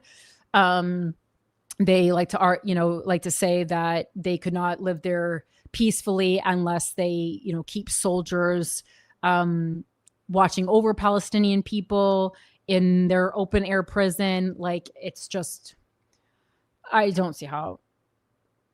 I don't think these groups of people will ever get along, quite frankly. But these examples, alas, are not the majority. A very large portion of the violence documented and carefully sourced by reliable reporting is just what it looks like: extremist violence targeting Palestinian villages in order to convince as many as possible to move elsewhere. When challenged on this, settlers explain that they're responding to a concerted plan of territorial expansion by the Palestinians. They speak darkly of the Fayyad plan, conceived in 2009 by former Palestinian Authority Prime Minister Salam Fayyad, as an effort to build out the institutions and capabilities of a Palestinian state before officially declaring one. The plan is usually credited with temporarily improving Palestinian Authority finances and administration, but the part that concerned the settlers was the territorial element, a move to build new homes and infrastructure in unpopulated areas to strengthen Palestinian territorial claims in more places. Communities proliferated across larger areas, new farms were established, and some roads were paved to them. The expansion of the wildcat Israeli outposts, the settlers argued, was a direct answer to this land grab. But the two movements are not operating on similar footing. The Israelis have a huge and obvious advantage. They will be protected by the IDF if the Palestinians come after them, whereas the Palestinians do not have that same guarantee if Israelis turn out on them with violence. The IDF's formal legal mission in the West Bank is to protect all its residents, including the Palestinians, and to maintain law and order. In practice, however, the army is far more keen on obviously protecting Israelis. That gap isn't necessarily driven by prejudice, though of course it can be. I've been there. It's driven by prejudice. They fucking hate each other. It's as present among Arabic speaking Druze or Bedouin soldiers as it is among Jewish ones. The imbalance is institutional. The Israelis on the ground can activate the political echelon, especially the far-right members of the current government, while the Palestinians in the West Bank lie outside that democratic feedback loop. This is at the heart of it all. It's an imbalance that hasn't gone away and that can't be avoided. But the extremists among the settlers have also have a fraught and often antagonistic relationship with the Israeli state. They tend to distrust state institutions, which they believe are run by elites who don't share the same sense of the country's divine mission and destiny, and who would sacrifice those who stay loyal to the mission on the altar of leftist fantasies. And so they often frame attacks on Palestinians as attempts to attack the authority of the state. The Israeli state cares more about the Palestinians, their argument goes, than it does about the redemption of the land. How then do you hurt the Israeli government? By hurting Palestinians. The attacks on Palestinians have repeatedly been accompanied by violence directed at IDF soldiers, with one recent case involving a rock-throwing ambush on soldiers. These soldiers, who had just risked their lives to neutralize a terror cell and bomb-making factory in Ramallah, found themselves ambushed by Israeli radicals. The incident so enraged the IDF brass that the army took down 6 of the settler outposts by force, driving a short-lived tit-for-tat between the army and the extremists. And I mean, I would argue it's also, the Israeli government looks like dog shit right now. They look like terrorist monsters. And, so if they're arguing that, they want, hurting Palestinians hurts the Israeli government, that also goes hand in hand to that. Like there's a real problem in that they're committing genocide. And then there's like a PR problem in that everything that is done and everything that Israel releases, like it somehow makes them look worse every single time they say something. Though it is true that these extremists make up a tiny fraction of the settlement movement, sorry, my allergies are really bad. The silent majority is not without blame. Some important religious Zionist rabbis have come out expressly against the violence, but most of the political leadership of the settlement movement or the religious parties in the Knesset have not. In part, this tolerance flows from a profound psychological shift pollsters have repeatedly measured among Israelis, and a parallel one among Palestinians after October 7th, a sense that the Palestinian political world has only ever offered them violence and brutality, so there's little point in cracking down on the violent elements in their own camp. Why undertake internal dissension for a Palestinian entity that offers Israeli Jews only never-ending death and war? This isn't agreement with the violence, but it's nevertheless a kind of embittered shrug that enables the problem to grow and intensify. The ideas that drive the extremist violence won't go away on their own. And as the violence grows, the cost to Israelis, even to the settlement movement itself, will do so as well. There's another argument made to minimize the harm of this violence that is far less prevalent than the media coverage of it would suggest. This argument, too, has merit. As Amit Siegel and others have written, academic studies of United Nations data on settler violence have uncovered indefensibly shoddy practices meant to drive up the reported numbers. Incidents are often counted twice in UN reports. For example, a Palestinian shot while carrying out a terror attack is counted as killed and then counted as killed a second time when he later dies of his wounds in hospital. The definitions of it's like, okay, but even still the numbers are fucking crazy. The definitions of settler violence that many Western media outlets apply are often so loose that they're virtually non-existent. One report cited 600 incidents in Jerusalem, almost all of them Jewish visits to the Temple Mount or police clashes with Muslim rioters, as settler violence. UN officials who put these reports together may assume that not a single journalist is ever going to dig down and check anything. So I see what they're saying, like, because it's like if we're, talking about like just the death in Palestine alone, like it's just so overwhelming that like, okay, whatever number you're going to give me is fucking crazy. But specifically, if we're looking at the numbers of settler violence, like that's where they feel like they're just inaccurate. So while UN agencies put estimates of settler violence at between perhaps 120 and 150 incidents per month, still a lot. The real figure is more likely closer to a couple dozen. So then you're like, well, that's that a couple dozen compared to over 100. That's a pretty crazy margin there. In a geographic space that includes a dozen cities and hundreds of towns and villages, that might seem a regrettable but nevertheless manageable number. But here's the problem. Here's why we don't get to write it off as a marginal phenomenon just because UN reports fudge the numbers for propaganda purposes. Here is why 25 attacks a month is far more than it seems, because these attacks meant to frighten, to push out, to create psychological pressure on the population of a town or village that a group of extremists doesn't want there, meet the diagnostic definition of terrorism: premeditated, politically motivated violence perpetrated against non-combatant targets by subnational groups or clandestine agents.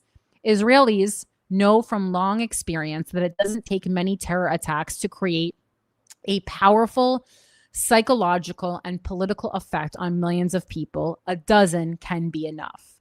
There is thus a huge discrepancy between how Israelis and Palestinians understand these attacks. Israelis, mired in their troubles amid a multi-front war, look at the raw numbers and consider their own sense of what's happening in their society. Specifically, they know that the extremists are not representative of Israeli society writ large.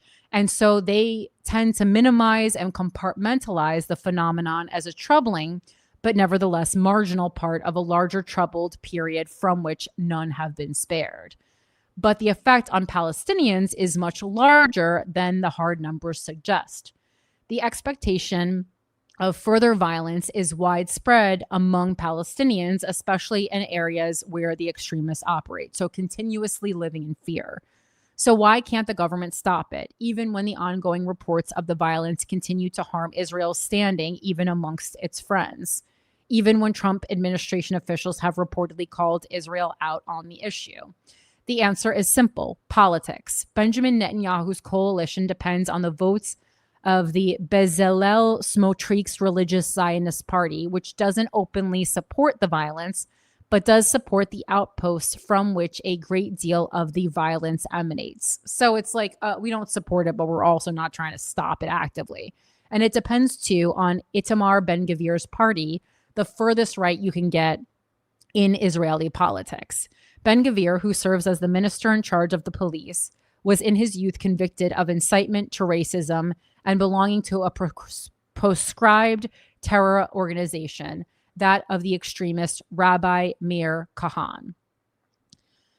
It has become fashionable in parts of the Israeli far right to declare that Kahan was right, usually in reference to Kahan's argument that no peace is possible between Arabs and Jews. Peace is possible, just not sure in this area.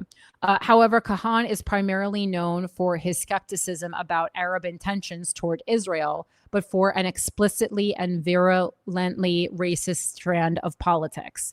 For example, in 1985, the same year that his Koch party was declared illegal, Kahan presented a bill in the Knesset to criminalize sexual relations between Jews and non-Jews. Ben-Gvir has cagily tried to sidestep his past Kahanism without actually turning on his former mentor. He removed portraits of the mass murderer Baruch Goldstein, who is venerated among many Kahanists, from his living room wall around 2020, when he launched his bid for mainstream politics, but he remains a kind of poster child for many of these hilltop youth. He's the one who made it, the linchpin in the government who sometimes seems to hold the whole coalition in his hand. And he is widely believed to have skewed the government's priorities away from dealing with the problem. The West Bank is under the formal control of the IDF. A succession of IDF commanders have taken tentative steps towards applying counterterrorism measures against these Israeli extremists, the same sort of methods used very effectively against Palestinian terror organizations: arrests, intelligence work, network disruption, administrative detention. Yeah, I mean, we're talking about surveillance. If there's anyone who could end it, it's Israeli intelligence. But these measures were stopped in recent years as the influence of the far right in the government grew. So it must be asked, don't Smotrich and Ben-Gvir, even if they are unfazed by the harm this terrorism does to Palestinians, understand that it does terrible harm to Israel? Here we reach the deeper point. Throughout the past 2.5 years of war, as the world has debated Israeli intentions and the exact terminology to apply to Israeli actions, meaning is calling it a genocide or not, Smotrich and Ben-Gvir have offered a sustained drumbeat of statements that have fulfilled the wildest fantasies of Israel's fiercest detractors. They have repeatedly argued that the purpose of the Gaza war was not, as most Israeli soldiers or political factions will tell you, to uproot Hamas, but rather to expel all Palestinians and settle the territory with Israelis. The purpose of the war, that is, was exactly the ethnic cleansing that Israel's enemies have claimed. Do Israel's far-right leaders not grasp that the war currently underway in the Middle East, the years-long multi-front confrontation between Israel and an ideological axis bent on its destruction, is to a very great extent an information war, a war of narratives and imagery? I have reluctantly come to suspect that Smotrich, at least, and perhaps Ben-Gvir too, if he bothers to think about such things, want Israel to lose the narrative war. Well, they are. They actively seek an Israel that is isolated on the world stage, an Israel that has already paid the international cost for the policies they advocate, and so becomes more willing to carry out policies such as mass expulsion of Palestinian populations from the West Bank and building settlements anew in Gaza. An isolated Israel, after all, is an unconstrained Israel. If this suspicion is true, then their refusal to allow the military to crack down powerfully on extremist Israeli violence isn't just about political convenience. It's a deliberate move to further the very damage that this violence is now doing to Israel's standing. And that's a part of what was interesting about this article, because every time I see something about Israel or I see a pro-Israel like Jewish group speaking out, I'm just like you got we're known for being a smart people, Jews, right? So it's actually crazy that they are, with every announcement, somehow making the PR for not just Israel but somehow Jews as well worse and worse and worse. And so this at least explains, if they're doing it on purpose, then everything makes a lot more sense, I guess. Although I think it's a interesting approach. Underneath all of this is a structural failure, the absence of a coherent rule of law in the West Bank. In a system without clear law and order, naked power wins always. For Palestinians, legal uncertainty is constant over land, over protection. For extremist settlers, that vacuum is an opportunity. Meanwhile, most Israelis are looking elsewhere, at rockets, at war, at existential threats. The settler violence issue feels secondary or unsolvable, and that's a mistake, because there will be a price to pay for this lawlessness. And also, there are a lot of Palestinians, we talk about a two-state solution all the time, but a lot of Palestinians are never going to be okay with Israel being there because of the 700,000 people displaced, because of the way that they live under IDF rule in their own home. And then it's okay, so Jews, number one, the Jews in Israel find this that, you know, they feel that God has given them this land, that they must take the land back for God. It is God's will. But also they're there because there was no other homeland where the Jews feel safe, or no other space where the Jews feel safe. And certainly after this genocide, Jews are going to feel less safe anywhere. Jews aren't safe in New York at this point. There's there's just so much hatred of Jews everywhere. Like, I don't know what the fucking playbook is here. It's not good.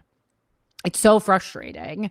It's so horrific. So much life has been lost. Again, generational trauma that will go on and go on and go on and go on. The problem is still relatively small right now. Is it?